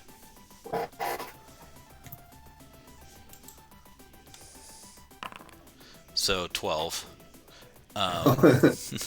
Unfortunately, both of those are a miss. So you pull back your short bow and you shoot, and it like lodges in Erling's turban. Doesn't hurt him at all, but he now has like an arrow through the turban, so it's like one of those arrow through the head things. Erling, roll perception to see if you notice it. Okay.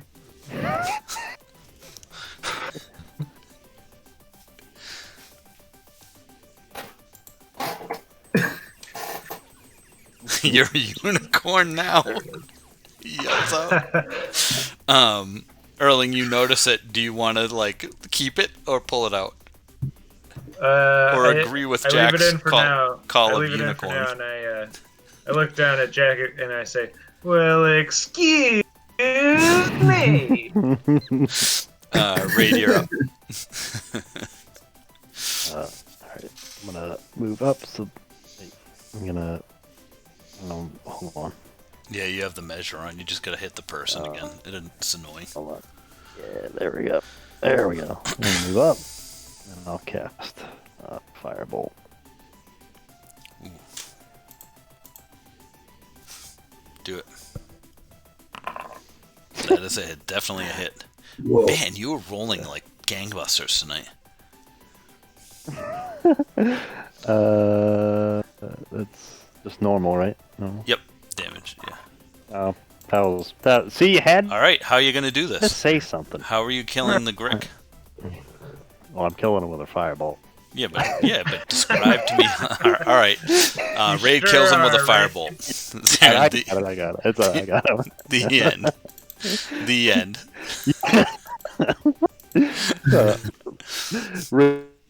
Reyd just casually peeks around Solvieg, and just like flicks a firebolt at it, and it just like pegs the thing in the head, and it just drops right to the ground.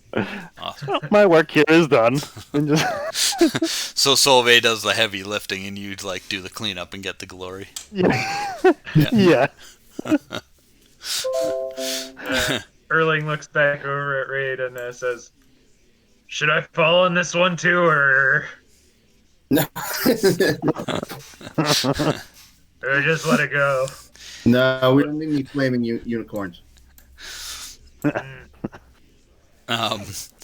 He Copper just, looks at the Grick and goes, Jesus, this thing smells like a fart.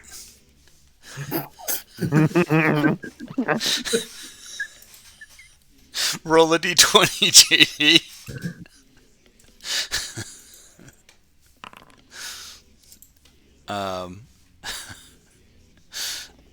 You do like a, it's like a normal. That's fine. Just, Really? All right. Cool. What do we want to do now? That Erling. Are you gonna try and pin it on Erling again and roll deception? Yeah. All my farts get pinned on early. Erling, of course, accepts it as law. Yeah. I don't know. Sorry, guys. I didn't even eat breakfast. I don't know where this is all coming from. Reyd's just gonna use control flames and snuff out the flames that are whatever's left on the. Oh, there's no flames on them. Oh, right. yeah, that's true. No. Those you can if you want. Yeah, it's coming from your butthole.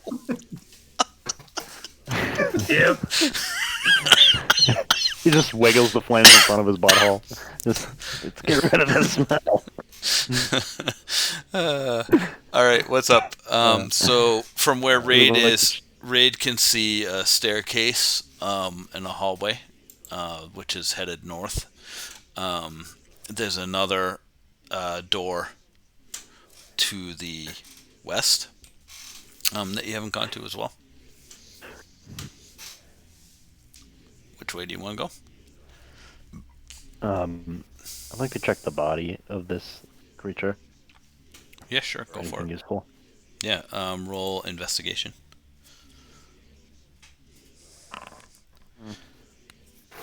So you check around.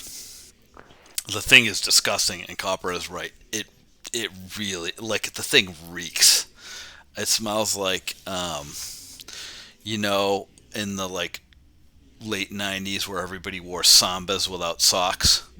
It smells like that. It's terrible. But unfortunately, there's nothing really of note in there that you could take or use.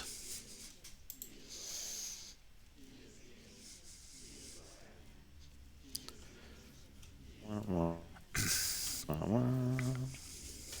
right, where are we going? I think Erling should pick, says Copper. I think we should go this way. And Erling walks to the north. Is this the if I have that right? Or is this south? Leftward. Leftward, indeed. Oops. Is everybody here? Yeah. What happened? Where's everybody? Hello? Hello. Did we lose John? I think so. Oh no, I'm here. Sorry, I muted myself. That was my fault. Oh, okay. So it's really dark in here, so you like walk through the door that Reyd points out, but you like walk straight into a wall.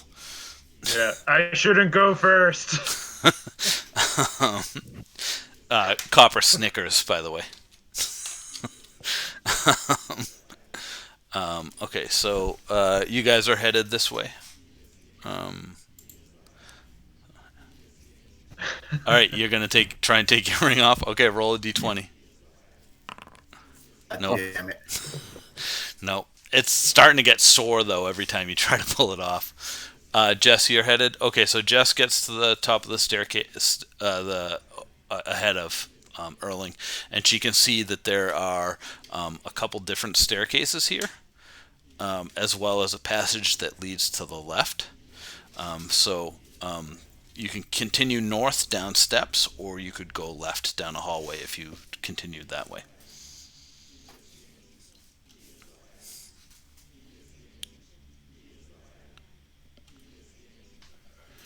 Which way do we want to go?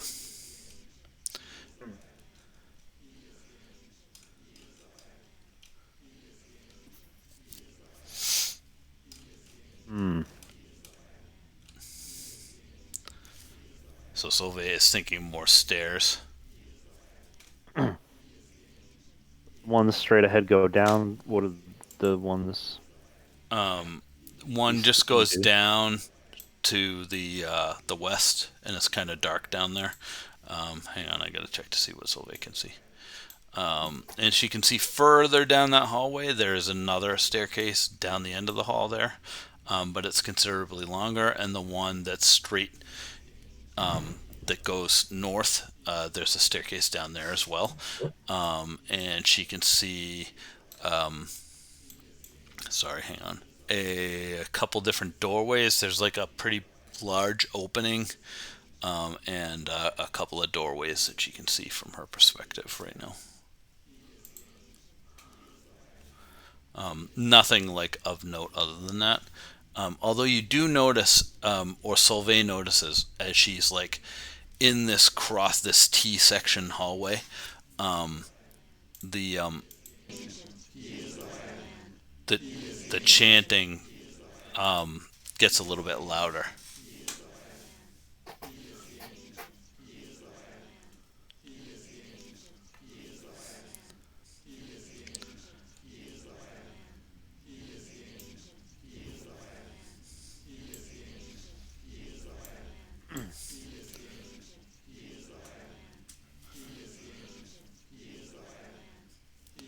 So you guys saw what Solveig wrote? Yep. Yeah. Which way do you guys want to go? Don't be silly. It's probably just a rave. These kids these days hanging out in these areas.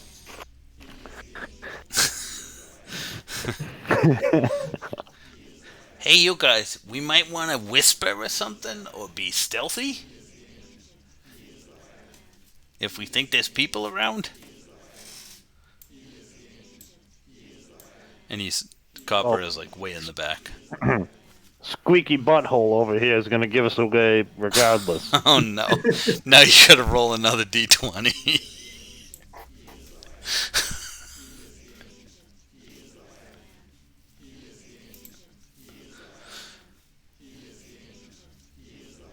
Where's Erling? Is he like underneath you guys?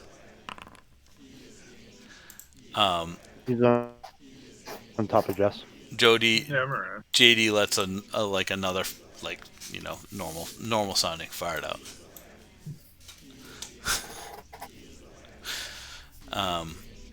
Which way we move? Which way you guys moving? You gonna move to the north or to the west?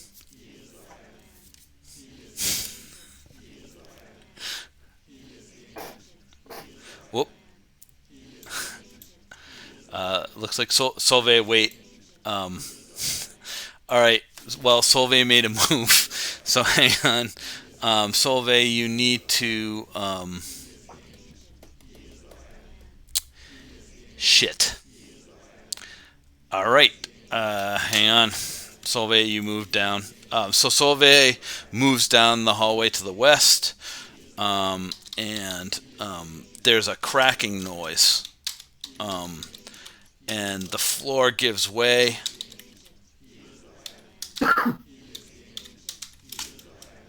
And she disappears from view and cries out. And, oh God. I'm so sorry, Jess. Takes 7 bludgeoning damage. And... Oh. Oof. No saving throw on that? Nope. Ooh. And 16 points of piercing damage. Oh. And she is unconscious. You're not dead, you're just unconscious. Yeah, not yet. So she was down here when she did that. Like in the middle How far did she fall? Well, you have to go look. Okay, I go look. Okay. Solveig! Where'd you go? She's in. You see her in the bottom of. From your best guess, it's like 10 feet or so down, and the pit is about 5 feet long. Okay. And from what you can see, the spikes at the bottom are wooden. Now, if she had not charged down there, I would have been telling you all to roll a wisdom perception check, but she kind of charged down the hallway. Solveig, if I lower you my hempen rope, do you think you can grab it and I can pull you back up? I can probably go down and tie it around her. She can't really. It doesn't really. Yeah, she's not very awake. Yeah, she's. Oh yeah, I forgot. She's unconscious, so she can't hear it. I have a rope. I could maybe Jack and I could go down there on ropes and try and like carry her back up or something, and you could carry her around. Yeah, sure. We could just tie her to my back. All right, I'm for that. So, Jack, are you cool with going down and trying to hand her up? Yeah, sure. All right. So I'm not going to have you roll acrobatics, but both Copper and Jack should roll strength, and as long as you get over like a 12 combined, like average, you'll be good to lift her. Ability check. Yeah. Copper lifts her up over his head by himself. Yeah, by himself. No, he can't do it by himself. Yeah, that's good. So they managed to get Solveig out. So the only thing is, you are gonna be halved in your movement, Erling, as long as you have Solveig on your back. Okay. Okay. Before we put her on my back, should we do? Does anyone have a bonus to medicine to stabilize her? I was gonna say I've got a +2. I don't know what anybody else has. I have +0. Erling is no doctor. Yeah, Copper's got a 0. I don't know if anybody has a health kit either. I have a +2, but no health kit. Yeah. Do you need a health kit to stabilize from death save, or is it just? Yeah, you're supposed to, but I mean, I could tear my shirt and use a little bit of rope, make a bandage. I'll give you that. I'll give you that. Why don't you? Let's see who's got what. Let's see who's got the most stuff here. I've got string I can make tourniquets with, or rope. I am willing to sacrifice my blanket turban. All right. We're gonna do this. Let's say, Erling, you roll medicine with advantage. Okay. And I think the stabilizing her means nice. Stabilizing her means she gets a point of health back, right? And she doesn't typically. Off the top of my head, I'm not sure. That's usually what it means, I think. Yeah. Sounds good to me. So she's not. You're no longer unconscious, Solveig. And they've got you out of the pit. You're on this side. On top of Erling. Yep, you can walk now. Yeah, you're good. Hey, you almost beefed it there.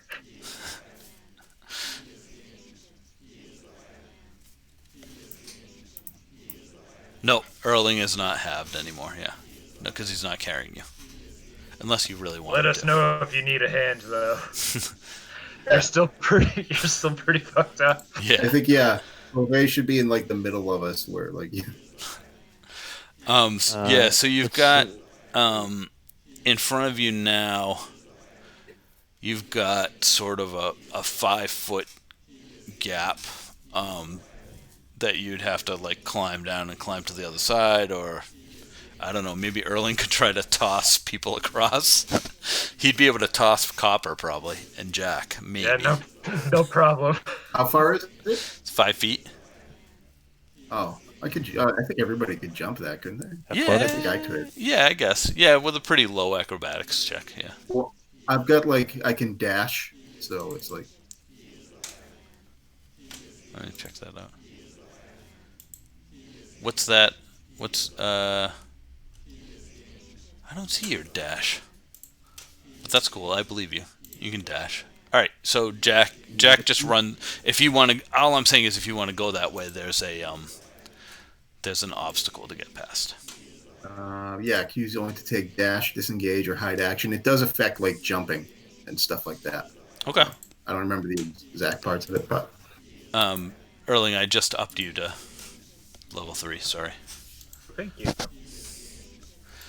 So if you want to go that way, you guys just have to decide which way you're going. Pretty high risk. If we had another failure, somebody slipped and fell, they'd get hurt. And I don't know if we can afford to have another hurt person here, especially with our healer being the one that's hurt. You're right. I guess we'll have to... Is this the direction we thought the chanting was coming from? I think that Solvieg thought it was coming from the north, which is the left-hand side. So straight down those stairs. Maybe we should be we'll going go towards way. the... Yeah. The rave. I feel like that's Go what towards the rave. We're gonna find what we're looking for. So we're all Which I think is a monster that we have to kill. Oh, Jesus. I don't know. I don't know what just happened. I just got pushed all the way over there.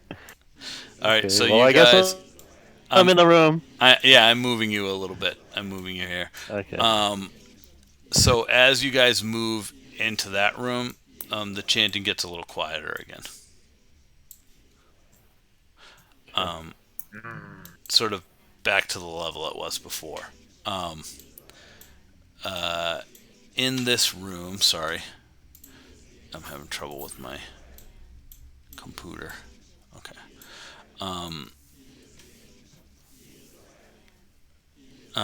Oh, you did. So Solvieg did think it was coming from there. Sorry, I told you the wrong thing.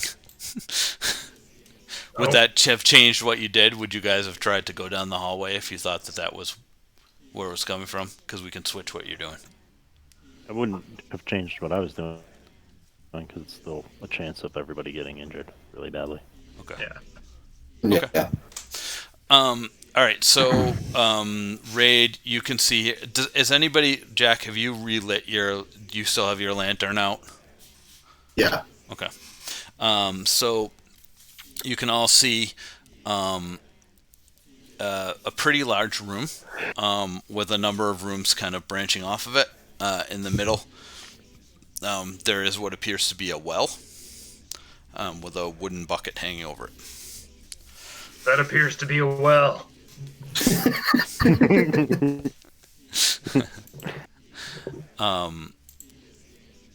So, Reyd, you can kind of see in a couple places that it looks like the rooms that are off of this larger room are all containing beds, and you can see chests in a couple of them. We should check some of these chests for anything we could use, medkit or something to heal our friend. New hat. I hear ya. Yeah. Yep. So Copper is gonna roll stealth here because he's gonna try and sneak across and make it into an alcove without anybody seeing him. Can everybody roll perception?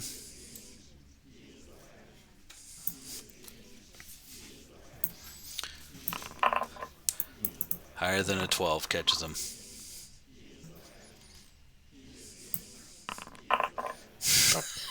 Fucking Erling.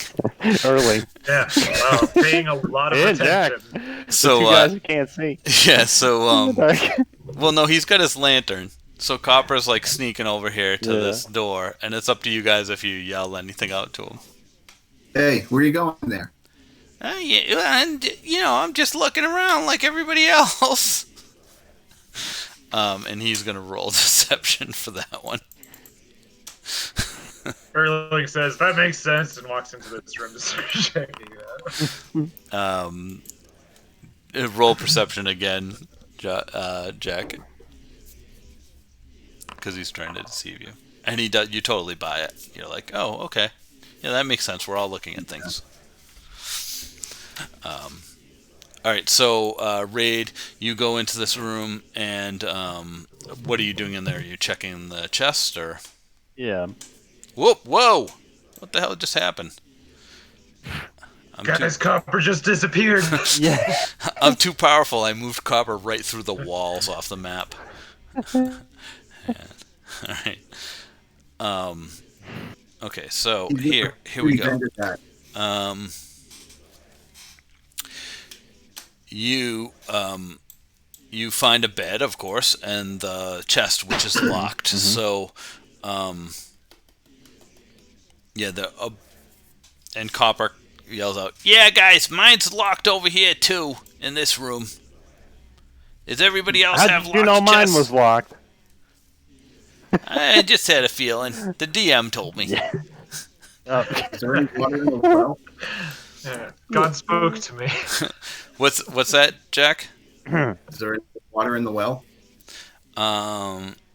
You can't see anything in there, but like essentially darkness. I drop like a little pebble down there to see what. Yeah, sure. Go ahead. You do it, and you definitely hear water in the bottom, but it goes for quite a bit. Erling cries out, "Sounds like about 30 feet." I like how Erling knows the depth of the. Erling's like a Rain Man about wells. Yeah, he is. That is now Like a canon. well genius. That's canon. Canon. Anything concerning wells, Erling.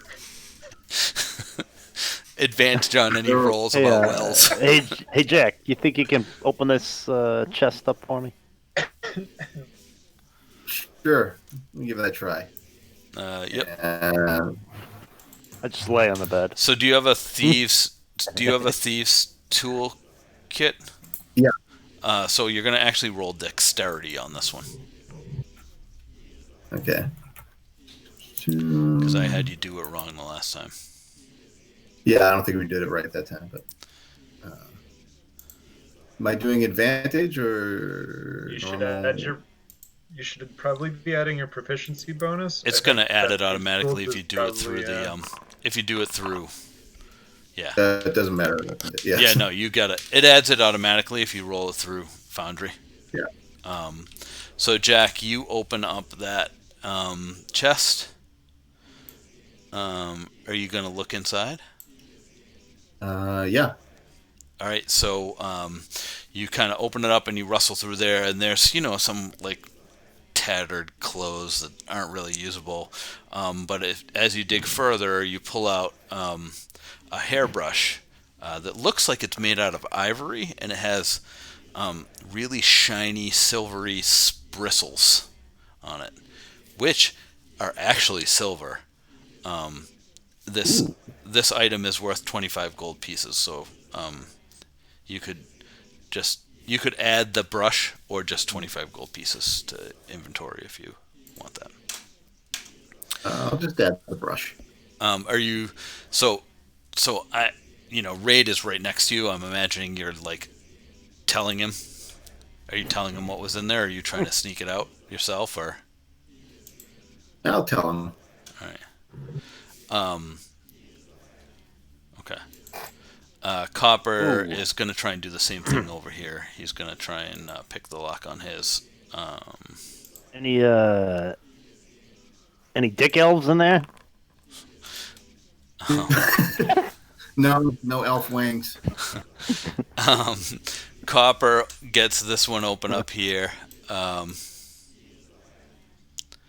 He is going to learn from his other sneaking, and he's just going to come out. Hey guys, in here I found this pouch here, and he holds it up and he says, "Sounds like there's some money in it." You should look in it. Yeah. Well, I guess we'll never know. He gets closer to your lantern, and holds it up. And Jack, I don't know who would know this. Actually, you know who would know this? It's probably Copper. Copper looks at it under the light, like, because dark vision doesn't really show color. He looks at it under the light, and he's like, holy shit, this is made out of human skin, this pouch. And he hands it to Jack. He tosses it to Reyd. Like, yeah. Ray just grabs it and opens it. 11 like gold nothing. pieces and 60 silver pieces are inside. Oh, thanks. Erling, you want to hit your? You want to do something with your chest? I'm checking out this other room up here too.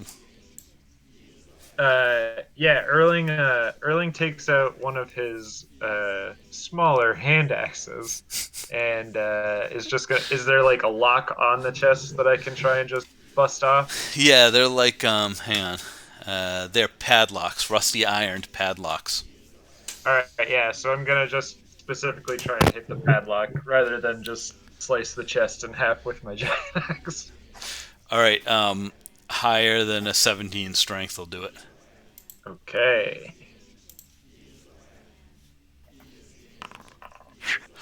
Wow. Oh, I'm gonna give it to you because that was so close. So you rear up and you bust off this padlock, and you search around in there, and you find this really cool looking, like silver short sword.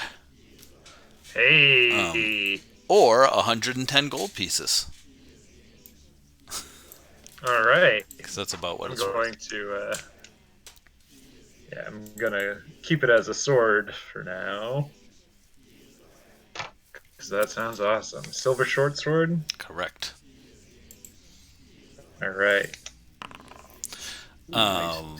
Copper opens this guy up here. And he comes out again and he says, hey guys, found something else in this one. And he's got these black, basically a folded piece of black cloth, and he opens it up, and there are 3 agates worth 10 gold pieces each in there. He's like, sweet, folds it back up and shoves it in his pocket. I think that there's, how many have we opened? I think there's one more room left that you guys haven't gone in. Right? Yeah, is it bottom left down here? Yeah. Is that north upward of Copper? It's west, so it's the room Reyd went in. Copper did these 2 rooms.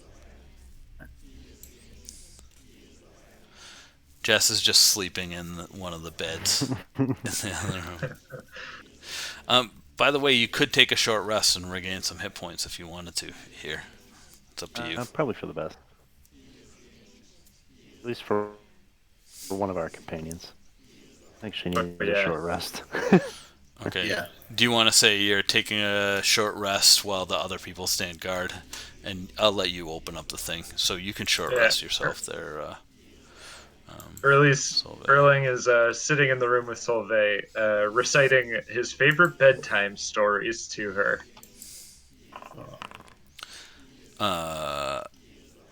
Solvieg, so if I rolled that for you, you don't have to take that roll though. So if you go to your character sheet and under hit dice it says S rest, click that, and then just roll that D8. And that'll tell you how much health you get back. And I don't know if you get... Oh, you didn't do... You gotta hit the short rest and then do the roll.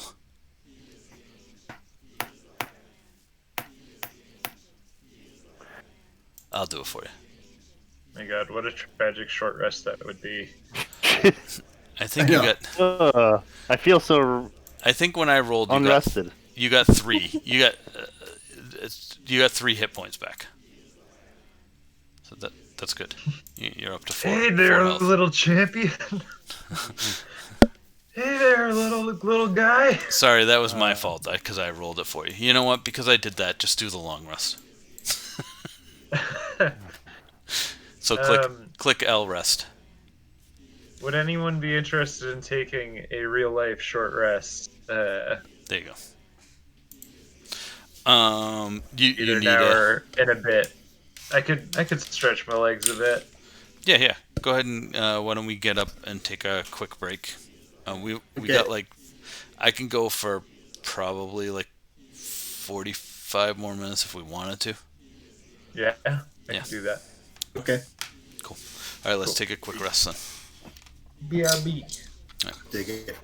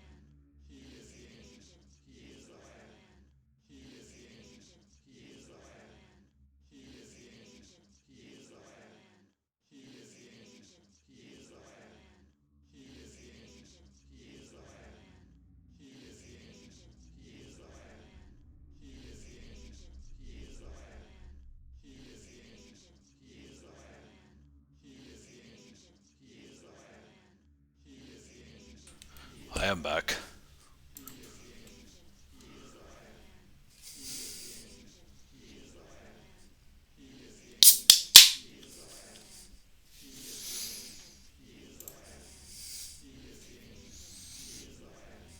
You're back, eh? Mm-hmm.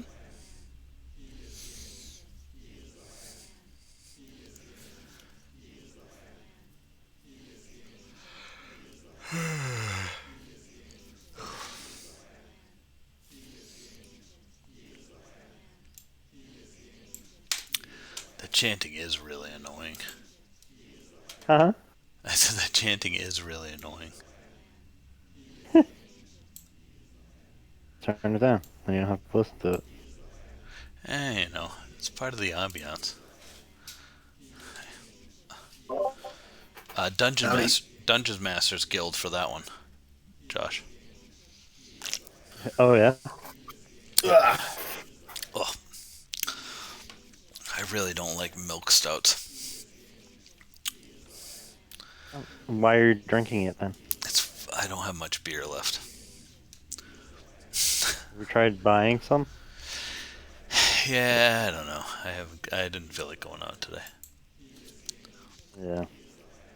So we're Yeah, only that happens a waiting on lot. Josh. I think he's taking a Duke. Makes sense. Yeah. While he's gone, let's tell him that Erling fell in a well. Oh, He would Could need. he fall in a well? He's probably too big to fall in a well. Yeah, He'd no, just he get wouldn't. wedged.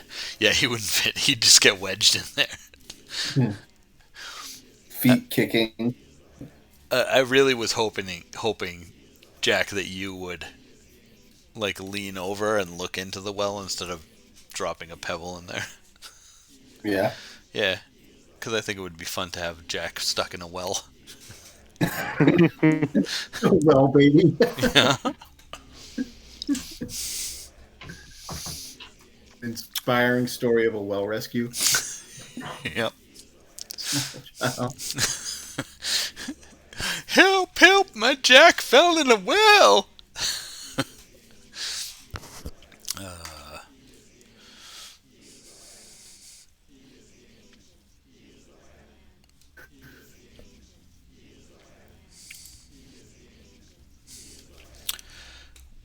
I think we're all back except for Mr. Holden.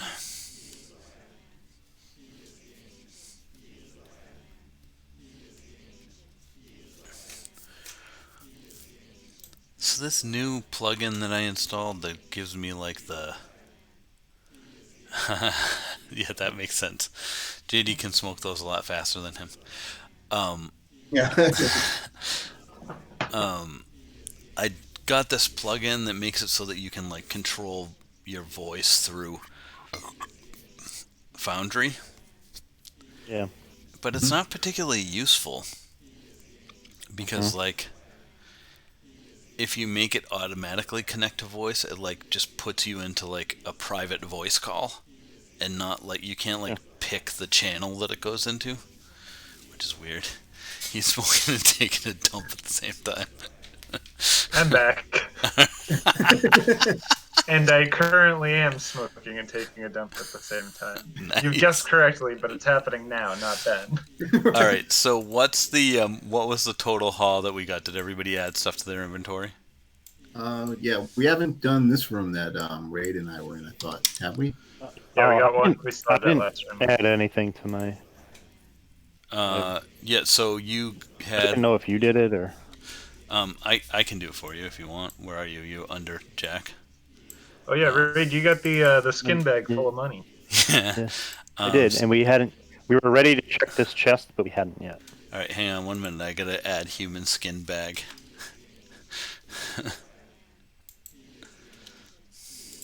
I picked up a silver short sword also. Did you add it, Josh? I just wrote it in my notebook. I'm adding it now. You might be able to go into. I don't know if you have. Actually, let me look to see if I can find a silver short sword because I might be able to just add it this way. Come on, compendium.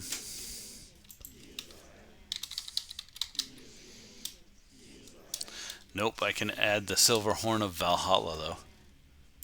Basically the same thing, I'd assume. I'm getting it like new. Should I just add like a short sword to my inventory? Yeah, add a short sword, and I'll go in and I have like I had Foundry is weird. You have to like create a character and add the stuff to his inventory, and then drag it into the. It's weird. So I'll get a silver sword in there, but. Okay. Yeah. In the meantime, it's in my inventory now. And Reyd, I think you got 11 gold. Well, I think. Yeah, it was 11 gold and something, but. It was 11 gold and hang on, I can tell you. It was 11 gold and 60 silver pieces, so I'm adding those to your thing. Jack, you haven't taken anything yet, have you? Yeah. What'd you take? The Ivory comb, hairbrush. silver Yeah. comb. Do you want me to add the comb, or do you want me to just add the 25 gold pieces that it's worth? Just add the comb. Maybe put the value next to it or something. Yeah, I can do that.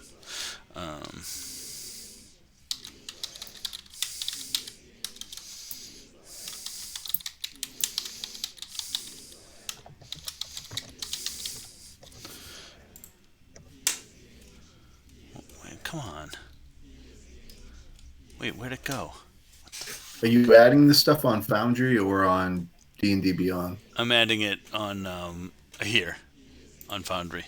So the way it'll work is what the hell? Why did it disappear? I kept trying to add it like lube, but it wouldn't let me. You click add and then you have to like edit it. New Yeah, loop. I didn't give me the opportunity to edit it. Like, I'll do it for you. Yeah, when you add the new thing in, you just go over to the far right, and then there's like the shield and the little pencil box and the trash thing, and the pencil box is the edit. okay, field. all right. I got it. I'm already doing it. All right. There we go. All right, you're all set. So everybody got something except for Solveig. So I would, right? Because did you get anything? Yeah, you I got the short sword. sword. Okay, so you guys are gonna do this one now. Jack, you gonna try and open it? I gained health. So you have to roll dexterity again. Yeah, Solveig got something. The gift of not dying. Yeah. I like how The greatest gift of all. She got sleep, Yeah, didn't she? A long rest. Jeez. Oh man, you opened the shit out of that thing.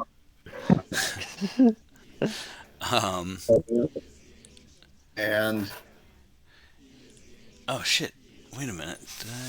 Okay, so 25A was human skin, black.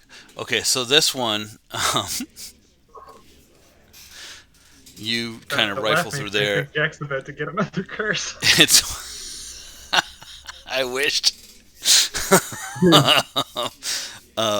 You kind of rifle through this box, and you dig in there. You're looking around,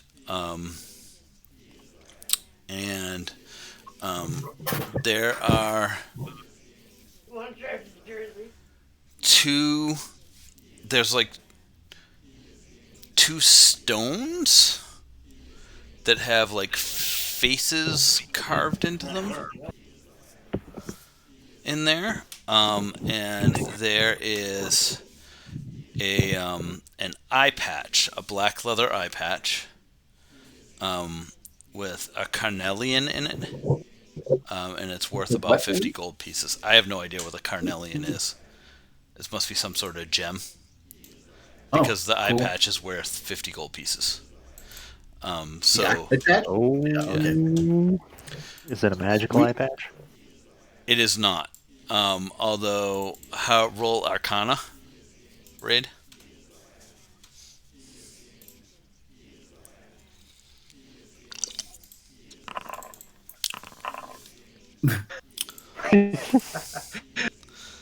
A perfect series of rolls for these characters. Oh God. It's like the dice are in character too. Jack, you didn't really have to roll that. Jack is like, basically takes the two stones and like throws them on the floor. He's like, stones? Why is somebody keeping stones in here?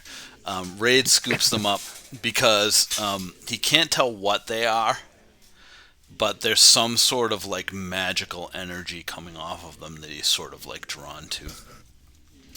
And I don't think anybody has an identify spell, do they? Oh no. Not me. Well, no.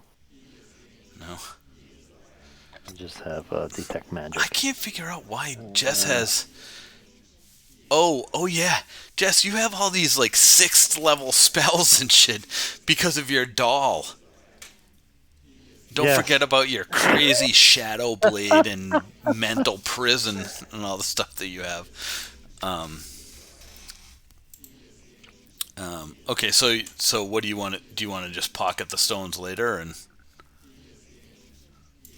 no, you need slots, but you took a long rest, so both your slots are back. Yeah, I'll pocket the stones. Okay. Down to them for later, anyway. Okay, what do you guys want to do next?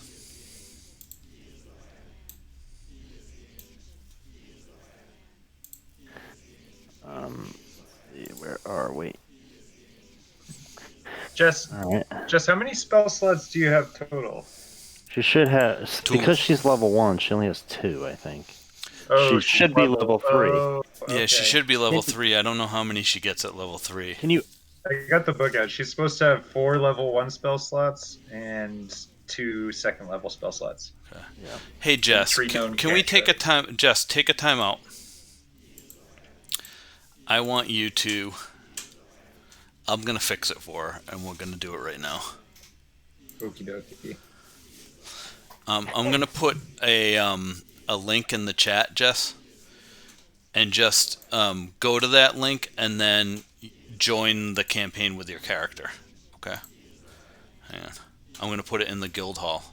Actually, no, I'll put it in the guild hall in Discord.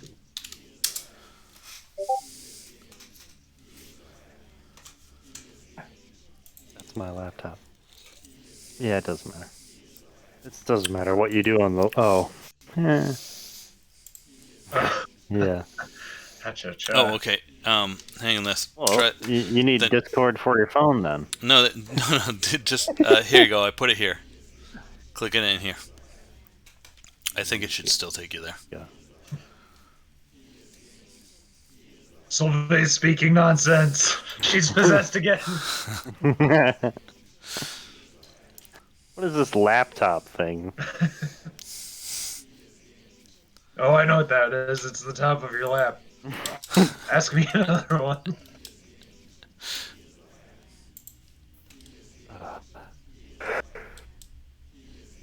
It brought you where? It brought you to the campaign. Now you just have to pick the character that you want to add to it.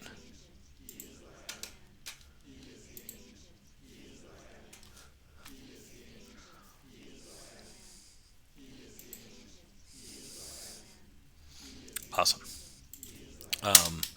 So I'm going to bump you up to level 3 and pick a bunch of stuff for you once you've joined, just so that you'll be ranked up.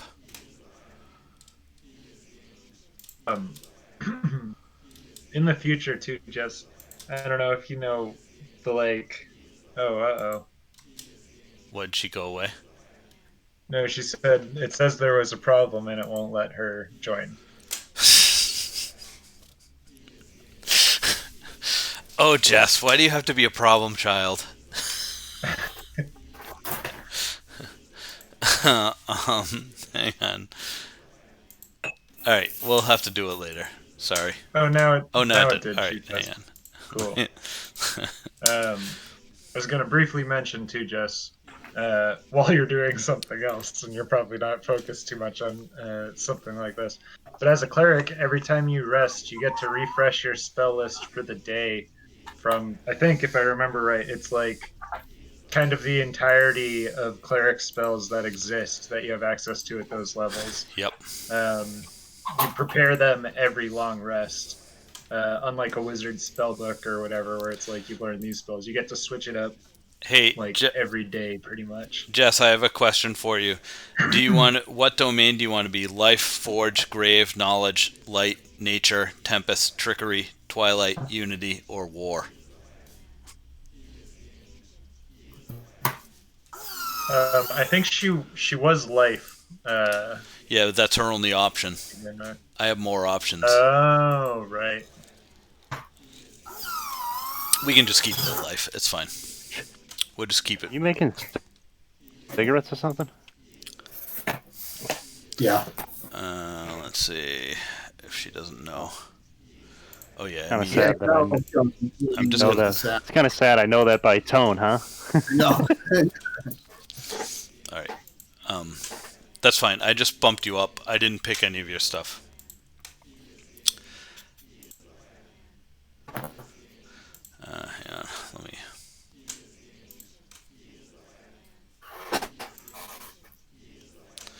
I didn't change any of your spells just because I don't want you to lose the spells that are on here.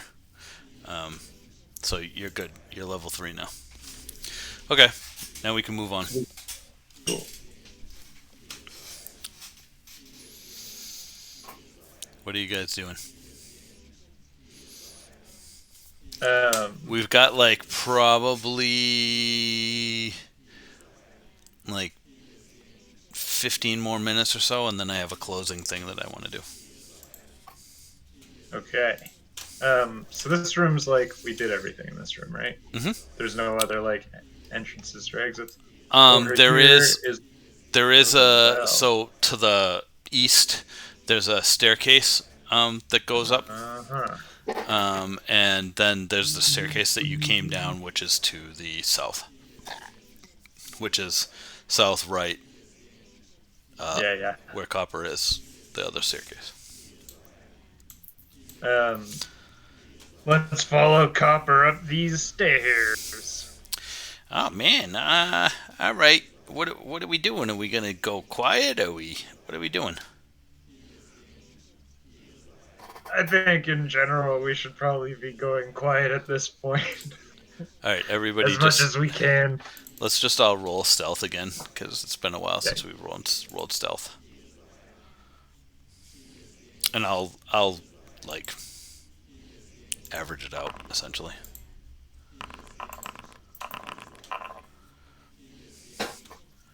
Yeah, you're okay.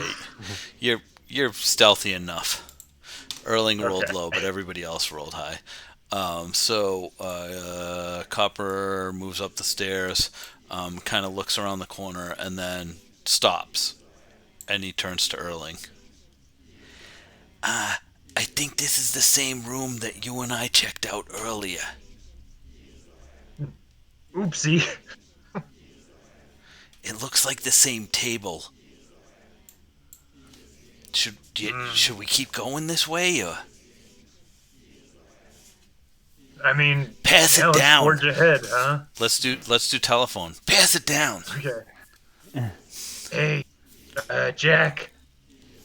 Me and Copper we actually were up in this room earlier. I didn't really see much, but Copper said there's a table and to pass it down. Okay. Yeah. So Copper and Erling were in this room earlier, and there's a table, and we've been there before. I haven't been there before. Hey, Reyd, we already searched this room from Copper. Oh, man, you guys could have done something really funny with that, and you chose not to. I'm disappointed. So, what are we doing? Are we moving forward into the room? I haven't searched this room before. Okay. I hope they have a toilet. I think that was on the second floor. Yeah, remember, Solvieg went in the toilet. So you guys search around this room. The alcoves basically contain, that other room had sort of nice beds that were up off the floor. This room has, straw mattresses with sort of what do I want to call that? Burlap sacks over them. Scratchy. Yeah, not a less optimal sleeping area, essentially. Yeah. Go back to the other rooms then. Yeah, itchy beds, no treasure. And they're kind of moldy too. It's official, gang. This room stinks. All right, We so go back to the other room, we rest up and then we jump over the spiked thing next time. Still get that other tunnel we could go down. Mm-hmm. yeah, so Reyd, the hallway that you're in is the one you started in. Right. There should be another thing over here, right? That was the one that Solvieg looked in. Yeah. You want to Did check she that out? open everything? Nope. She stood where you were and just basically saw that there were two open alcoves. Okay. That's it. We'll check it out. All right. Looks like the doors are already open. Yep, they are. They're open. They're rolled back. Roll investigation. Should I do one down here as well? Sure. How about that? Natural 20. Hey. I know the shit out of that empty room. And a 6 for Erling. So, as you look in the room, it you see in the corner, there's a hat. It's pointy, and it has stars and crescent moons on it. Erling, you see darkness. Can a person really see darkness, though? Erling goes into a long, dumb guy monologue that he thinks sounds really smart and deep. All right, I want to hear what Ray's going to do about the pointy hat, if he's going to grab it, and then I want to hear Erling's monologue. Okay. About can you really see darkness? Yeah, I'm gonna grab the hat. He grabs the hat and like dusts it off. Okay. Can you roll an Arcana check on that?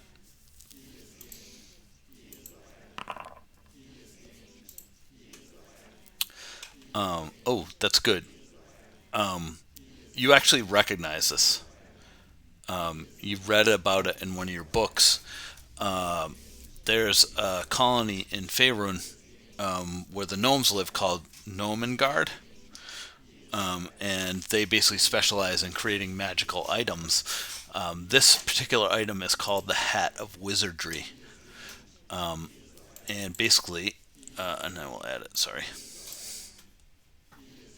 to your inventory. And the Hat of Wizardry is, it's what it looks like. It's totally one of those, like, hey, that guy is wearing a wizard costume hats. But you can use this spell hat as a focus for your wizard spells. But you can also cast a cantrip that you don't know from the wizard spell list. As long as you can roll higher than a DC 10 on your intelligence check. You have to be wearing it, but, Gotta suffer for fashion. So you got that going for you. Because of fashion. Okay, Erling, before we start ending, no. Actually, do you guys want to do more stuff, or do you want to hear Erling wax poetic about darkness? It's your choice. Yeah, interested to hear how this poll goes. Yes. Yes, go ahead. Let's hear your monologue. All right, yeah. So cut back to Erling, and he's just got like, for what is darkness, but the absence of sightedness.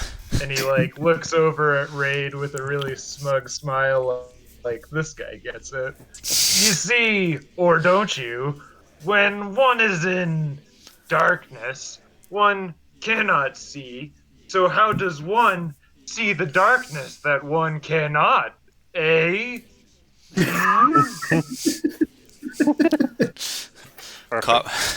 Copper pulls out his flask and hands it to Jack. Jack takes a big swig. Erling notices and kind of gestures towards them and is like, "And a sip for a learned man such as I." Copper hands Erling the flask too. Yeah, all right. Yeah, he takes a drink. Oh, thank God. That's much better. It's like when you guys drink it, it's like it's probably Jack probably doesn't have a very refined, I don't know, maybe he has a refined palate, but it's like basically some of the best whiskey you've ever had. Ooh. Voila. How big of a swig did you take, Jack? Big swig. All right. Disadvantage for perception. I think you mean advantage.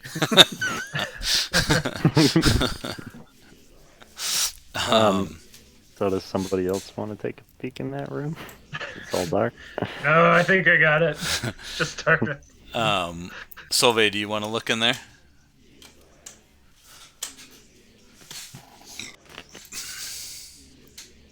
All right, Solveig, you see an empty room.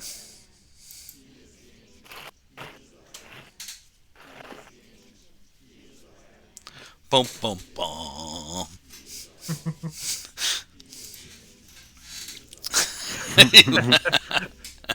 I don't know how. All right, what do you all want to do? Should we call it here, and I'll do my thing, or do you want to investigate for like 10 more minutes, or what?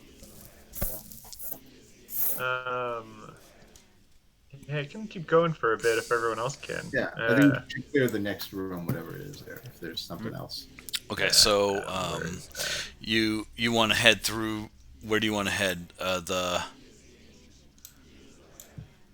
Is it this That way? one down there? Down here? Yeah. Hang on, let me Oh, I'm bring not it. gonna. I should not take the lead. Let me follow someone. I'll go. Yeah, I mean, you might want to be Hold stealthing your hand. or like deciding Oh to yeah, look we don't around want the anyone to corner, fall down maybe. another rotten staircase. We don't need anyone else meeting the fate not of great. that No. one guy from. Does everybody? Erling. Can everybody else roll stealth, please, too? Mm-hmm. And we'll take the average. Oh boy. Uh-oh. Isn't blowhard a fart reference? Alright, Jack. Just wants you to roll another d20 for a fart. God damn it. Fair, I did mention a bathroom earlier. Oh, did you? I totally missed it. I'm sorry. Ed, You guys gotta tell me this stuff. maybe we shouldn't remind him of this stuff while we're trying to do stealth checks. You're pretty you're pretty close to crapping yourself there. It's been a series of pretty low fart checks. Oh, man. Those things Hang have on a gotta be minute. building I gotta up. find it again. The ring of flatulence. I can't find it. Ring of hot air. I'm gonna blame that on Erling too. That he shit my What was that? If he ever craps his pants, he's gonna blame it on you too. He said. Of course, it's only natural. my pants. Rolling shit in my All pants. right, so a 5 gets you another really loud fart that like everybody can hear, and that negates your stealth roll. No, he was the only one who had a good stealth roll. Copper had a 13. Right. Yeah, so you guys are being quiet, but you're not like super quiet. Like normal walking. Did you just move there? Yes. Okay. Roll for initiative. Okay. Everybody roll for initiative, please. Slowly out of the ground, You gotta turn it on. rise up.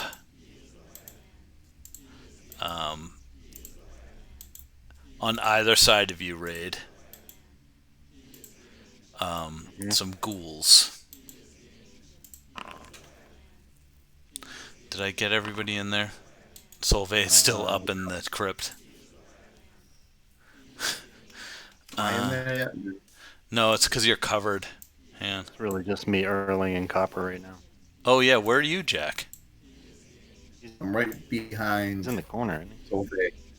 Oh yeah, you're like, you guys stayed up in the crypt, so you haven't even made it down. All right. What are you guys doing up there? We got this, Erling. Gossip thing. Do you guys We're want gonna to? Are you guys gonna stay up there? Or are you gonna come down and fight? We're coming down. All right. I'm Jack gonna- drunk. And, Yeah, they're walking. So you got a boyfriend? I forgot. I forgot that Jack is drunk. I'll move you down. Okay. You guys go to the fist and roll for your initiative.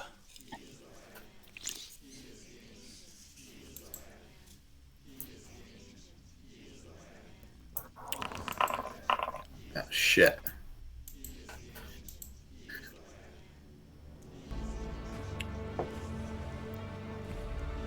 Solvieg just rolled 0.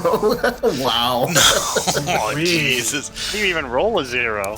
Well, if you're gonna, I guess if you're gonna roll If you're gonna crit fail on anything, yeah, this is the initiative's thing. an okay thing. She like stumble headfirst into them? Or? All right, here we go. First up, ghoul number 1. Which one is he? All right, he's right in front of Reyd. He is gonna go and he's gonna try and bite Reyd. Actually, he's gonna hit him with his claws. You can use a reaction spell. What's that? You can use a reaction. You can? I believe so.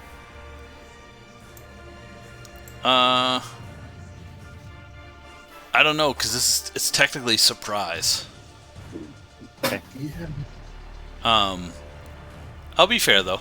You mean okay? Yeah. Actually, why don't you roll perception, and I'll roll stealth for the zombie, and we'll see who rolls higher, and then. The ghoul rolled higher. Those are the sneakiest ghouls climbing out of floor. Sorry. Okay. It's all good. I'll right. take it on the chin. Okay. Oh no. Wow. Nice knowing you guys. You're also gonna have to do a It's okay, Reyd. I'll carry you Constitution back. throw. The ghoul rears back and hits Reyd for 13 points worth of damage. Oof. And Reyd, can you? Constitution check. Yeah.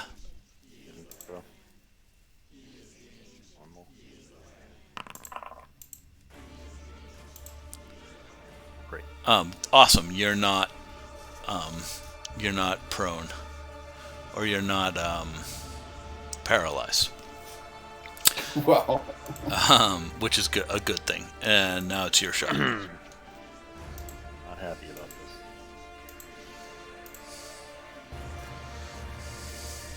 You're up, Reyd. Yeah. Just gonna yell. Not a lot. Just gonna say, everybody back, and I'm gonna cast Thunder Wave.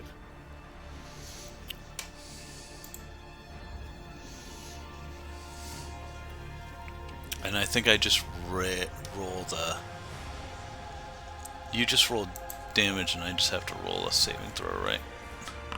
Who's falling under that? Do you know? 15-foot cube, originating from me. Oh, I'm okay. in So that. you got to put that down. I think we're all in that, yeah. No, because he can place it. I can do that. Yeah, where do you want to measure? Oh, okay. Okay, good. Fantastic. Oh, Bless you. that's pretty awesome because you're actually getting, all the zombies, all the ghouls. I mean, sorry. Oh, great.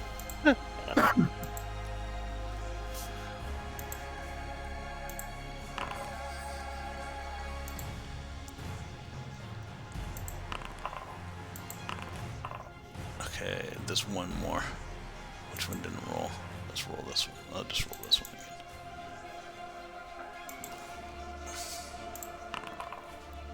Alright, so the guy right in front of you and the two guys next to you essentially are going to take your 8 damage. Okay. Failed. It says failed. Pushes them 10 feet away from you. Failed save. So a failed save pushes everybody 10 feet. Okay, so those guys will move. So hang on. I just got to do maths first.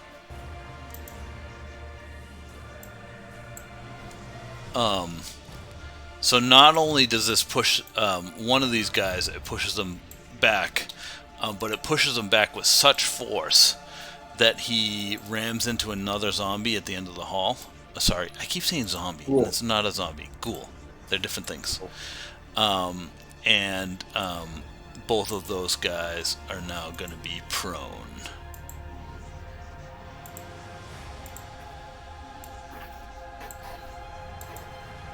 So all that means is they're going to have to do, one of their actions is going to have to be get up the next turn.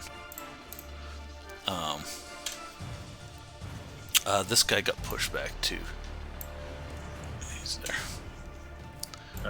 I think it's half your movement to get up from prone. Hey, come on. I'm giving you something here. I'm trying to be nice and you're... Alright. You don't want to be nice, that's okay. I just, I don't know. This other ghoul is gonna, like, use his movement to step over his friend. And he is gonna step up. I think there's a wall here, right? Yeah. Yeah. And he is also going to attack Reyd, because that's the only person he can see. I mean, I had cast the thing, right? Didn't I still have movement? Oh, yeah. Yeah, you want to move? No, go ahead and move. I'm cool with that. Yeah, move. You want to move somewhere? Yeah, I was just going to step just right there. Not too far, just kind of... I mean, you've got 30 feet. I would move as far as you can, because he's got 30 feet as well. And he only moved 10.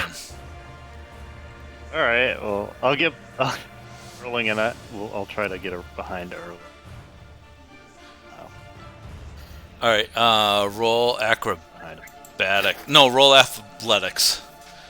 No. I'll say that Erling moved out of the way. It's fine. Yeah, you can move there. So he's going to move here and he's going to attack Erling then. Bring it. Claws.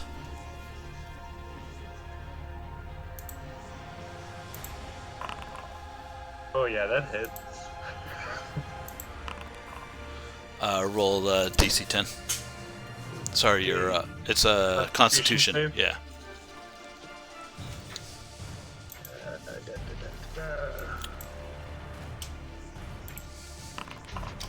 11. Good. Ooh, you made it. Made it, huh? Yep. So you take 6 damage. 6 damage. Okay. Let's make 26.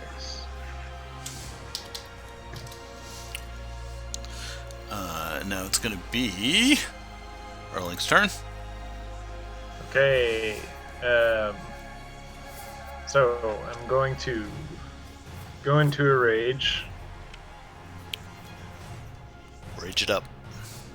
And then I am also, as I go into a rage, I'm going to frenzy. And if I frenzy for the duration of my rage, I can make a single melee weapon attack as a bonus action on each of your turns after this one. And then after my rage ends, I suffer a level of exhaustion. Okay. I'm gonna set that up. I'm gonna say hi to your cat for us. Yeah, she's being the worst. And then I'm gonna make an attack on this ghoul. Do it. Great axe. My trusty old great axe. Attack is 6. Oh. I'm raging. I have advantage. All right, do it. Thank God. Yeah, I forgot. Please don't fail again. 7. It's not a crit fail though. So you're swinging your great axe, and somehow the very nimble ghoul manages to move out of the way. It's the fastest ghoul in the world. Guys, this is more serious than I thought. It's Copper's turn. Let me see if Copper can see. Sorry, I gotta move your Reyd so that I can see if Copper can see the ghoul. Yeah, he can see it. Copper is gonna throw a dagger.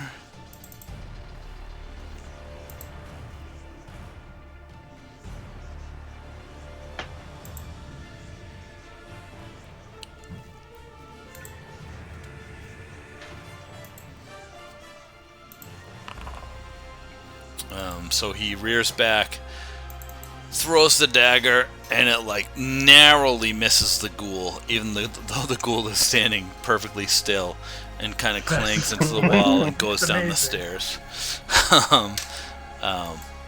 The ghoul does sort of like a... calling as a dancer. You've never seen it.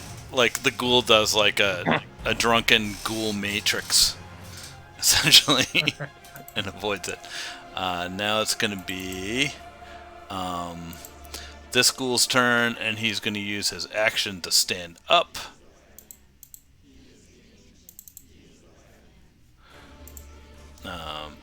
And you said it was what, half his movement is supposed to be, Josh?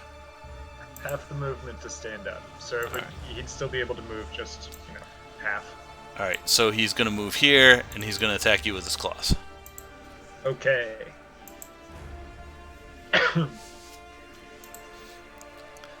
I didn't even ask, did you want to move? I don't think you can move. No, and I wasn't planning on it anyways. Alright. Oh. Ooh, okay, yeah, that hits. These goals are rolling pretty high. Wow.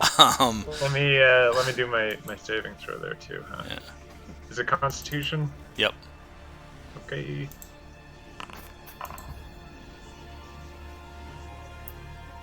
Phew. Alright, you take 6 damage, so you're down to 20. Hey.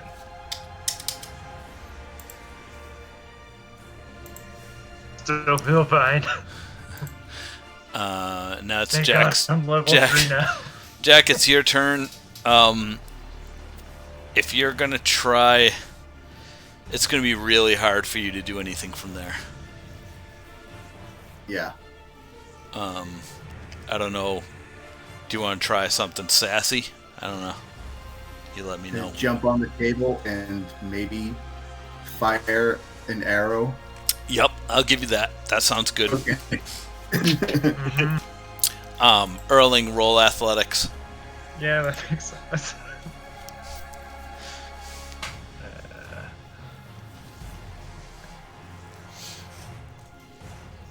Are you going to say anything to Erling, or are you just going to try and shoot at his head again? No. You're not saying anything to Erling. But Erling senses that you're going to do it, and he, like, moves out of the way as you shoot your arrow. Alright. What am I looking for here? Oh.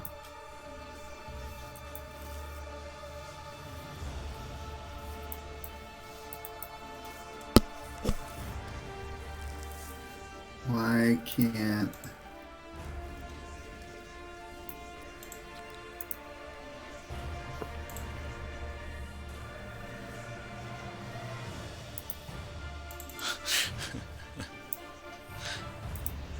The dice.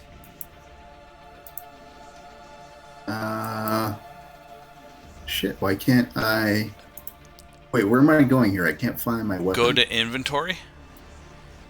Inventory, okay. Up. There's weapons, but then... Shortbow should be in there. Yeah, I can't open the menu. It's just Okay, says weapons, refresh your page. Sometimes they, like, randomly will disappear on you. It's probably because I added your Ring of Hot Air. You said it. Better roll a d20. No. God said it. So, a lot of times if you refresh and go back in, it'll be there. Okay.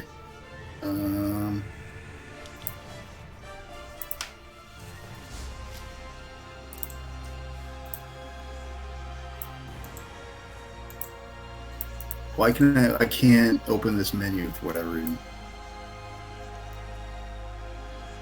Do you have click on the word action? Click on inventory, Yeah, then click on action, and make sure all of the other things are unclicked. If not, just roll a d20 and then I'll tell you what die to roll. I'm going to here. I'm just going to D&D Beyond and do it. Yeah, that's fine. You're proficient though, so make sure you add your dexterity to it.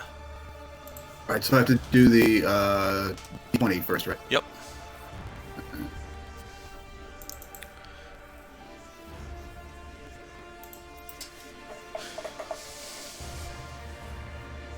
That is a 13. Then you should be adding 5 to whatever you roll. 5, so that's 18. You're good. That's a hit. Excellent. Oops, wrong one. Sorry. I'm sorry. 8 damage. All right. So you hit this guy for 8 damage. You get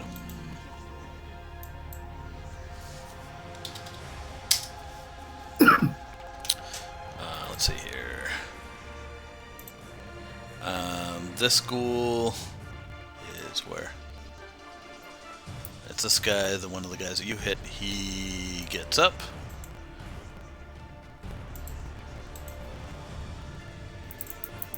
So he's no longer prone. And then he moves up behind his ghouly friend. And that is his turn. Solveig, your turn.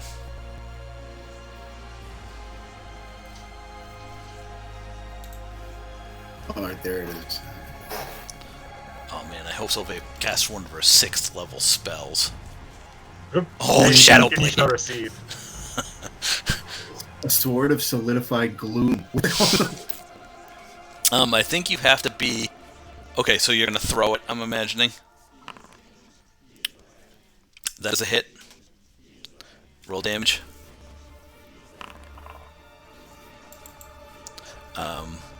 So you hit the... I'm imagining it's the one that's in front of Erling is when you're attacking.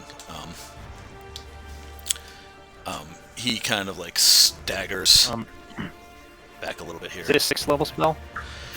Actually a 6th level spell, because that would be 4d8, 2d8. It's kind of hard because she's not really supposed to have it. No, the Shadow Blade is not a 6th level. I think it's like 2nd level. Hang on, let me double check it. Shadow. Just said she cast it as a 2nd level. Yeah, Shadow Blade is a 2nd level. She has Circle of Death and Mental Prison as 6th levels. Okay. Now we're up to the top. That's this other guy that's prone. He gets up and is no longer prone and comes around the corner and is like stacked up with this other guy. So they're all kind of like jammed up in the hallway. Reyd, your turn. All stacked up in the hallway, huh? Keeping in mind, Erling is right in front of him. Sorry. Looking to...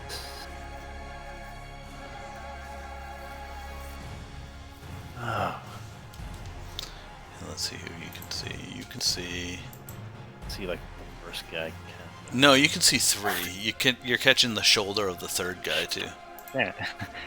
Yeah, kinda. Hey, you can just blast whatever. I'll try and get out of the way, but if I can't, I can't. I guess what I'll do is actually, I think I can do create bonfire pretty far away. I think I can cast it 60. I'll cast bonfire in front of Erling. Okay. Hell yeah, baby! Signature spell. I love this one. That is, yeah. You cast so many bonfires. I think that only hits the front 3. It's only a foot. Fire. 5 foot. It's in the 5 Oh foot. man, is that right? Yeah. That was a critical fail. So doesn't that mean? Don't you get to? If I critically fail, doesn't that mean you get to do double damage? Roll another damage, and make it a critical damage. I just don't know how to deal with that. There you go. All right, so Take it. the first zombie, the bonfire comes up and it basically like melts right in front of you, and has expired. Hell yeah. Create bonfire. The guy next to him Don't lay on this one. also Not yet. I know. also is like engulfed in the flames, and he doesn't melt, but he falls down. He's dead. And the dude behind him takes a crap ton of damage.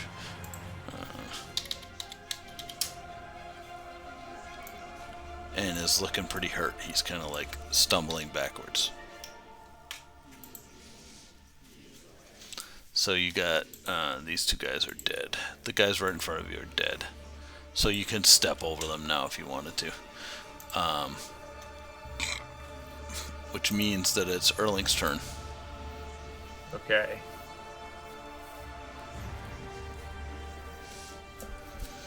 Okay, so I am going to move Into the flames? Yeah, I mean, like, yeah. I need to get closer to hit. Oh, I don't actually. But if I stay here, I'm making it hard for everyone else to hit stuff. So if I move through it, I need to make a dexterity saving throw.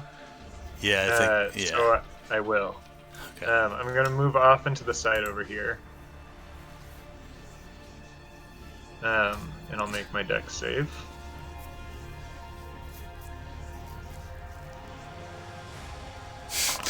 You know that. Well, You're so lucky you didn't okay. fail because you would have just taken 14 damage, wouldn't you?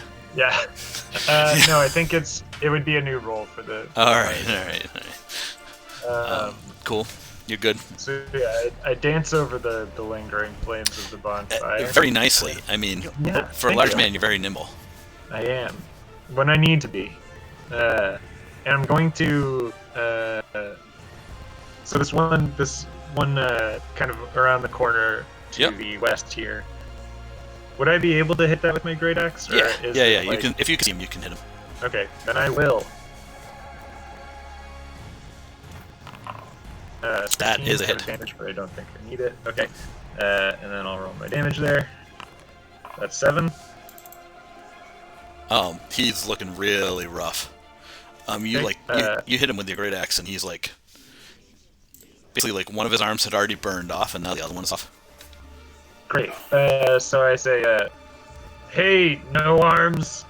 How would you like it if I also, I don't know, if I legs off as well? And I'm going to use my my bonus melee weapon attack that I get from being in a frenzy. Do it. And that's a critical fail. No. Oh. Cut off his own legs. I flew too close to the sun. I'll have you know I'm using a random chart for this. I'm not. So you roll a Constitution save. If you get over 10, if you get under 10, sorry, if you don't get a 10 or higher, your speed is halved. Sorry, was it Constitution? Yep. Okay. Saving throw. You're fine. Hey. Nice. All right. I'm fine. It's Copper's turn. Copper is going to. Room's literally on fire with Erling in the middle. This is fine. Do like a run between these guys and kind of like use their shoulders to vault over to get here to throw one of his other daggers at the guy straight in front.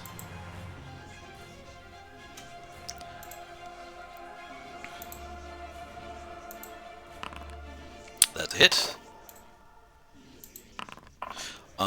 And like he hits this guy with his dagger like right in the head, and the the ghoul falls over dead. So you got one left. Unfortunately, Copper can't move for you guys. Jack, you are up because all the other ghouls are dead, except for the one down the bottom. Sweet. So, yeah, I'm attacking again with the short bow. Can you see him from your hand? I should be able to. Yeah, I think so. Oh yeah, you can see him. Nice. That's going to be a hell of a shot. Right. Is this guy down all the way down the hall? Nice, that's definitely it. And the damage is. Alright, what am I going for damage here? Just click on the damage button. I'm not seeing that. In the short bow, you click the attack, you just gotta click the damage now. Oh, yeah. So you fire off your arrow and you hit this dude 5 damage. Fuck. And he's looking pretty terrible. And I think that it's going to be Solveig's turn now. Guys, I used to think that gold back there was kind of hot, but now Ooh, that's not Jack. so good. Jack, roll. No, that's okay. I'm just kidding. Go ahead, Solveig. Guiding bolt. Oh, yeah.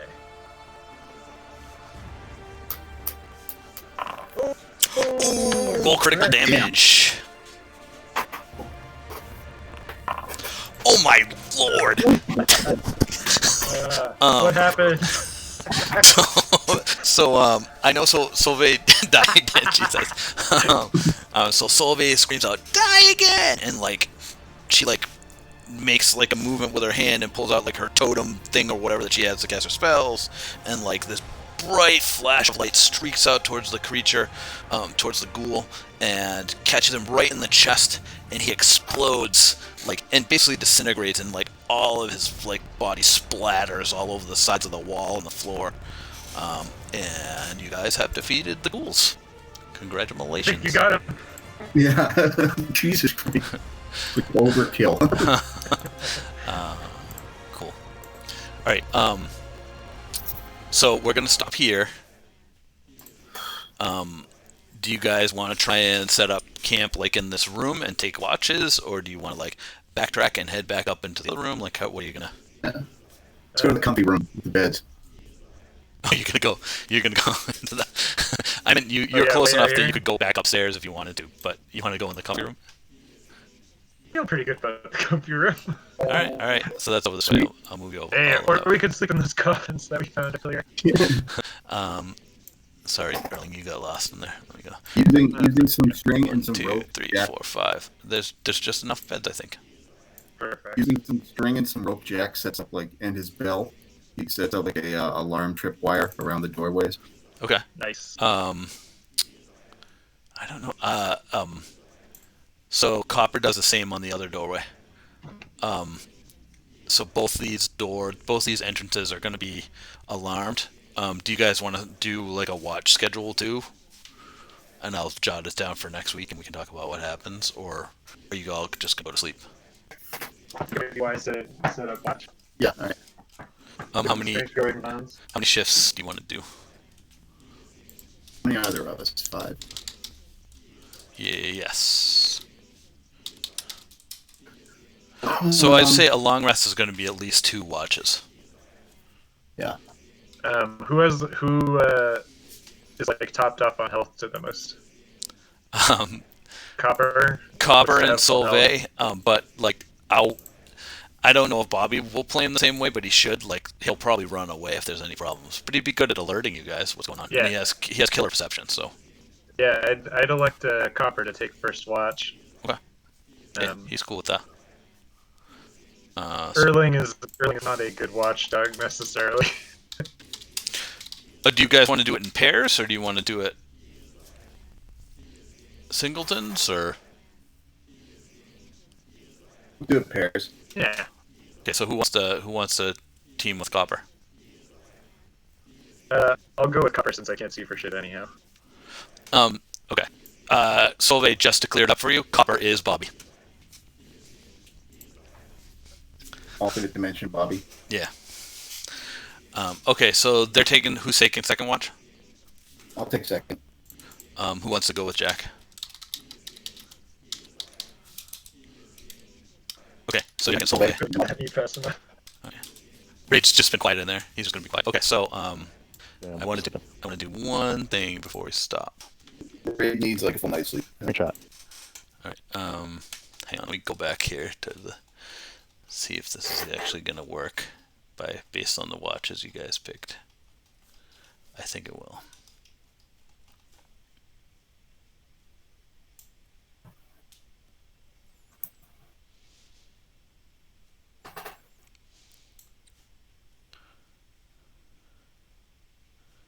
Okay, yeah, it's cool.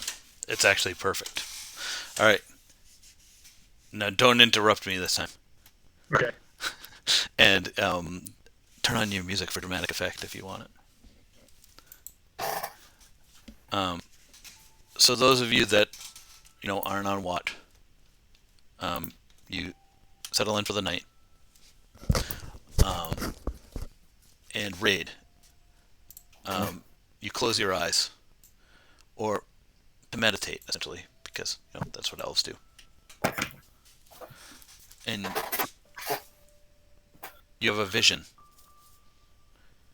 You see a city with white towers and white walls, and the visage of a hulking barbarian covered in scars and missing the middle finger on his left hand.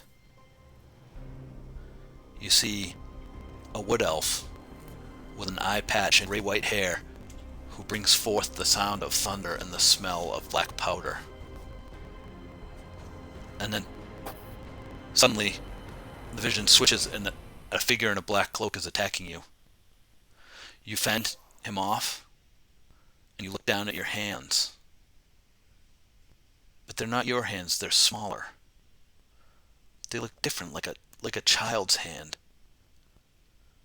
And as you look at them, you look down at your forearm and you see a tattoo of a circle with black thorns.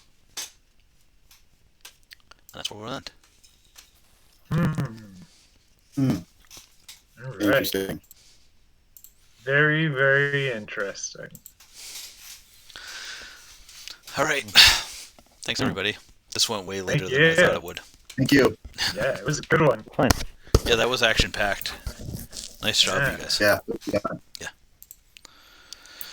All right, fellers and lady. And everybody made some money. True. And I got a skin bag. Important. Yeah, nice Important accessory. fart rings and skin bags. That's what it's been all about.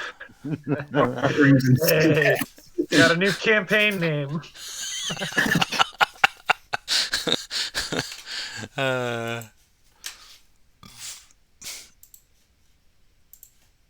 All right, y'all. I'll All talk right, to you. have a good night, everybody. Night, guys.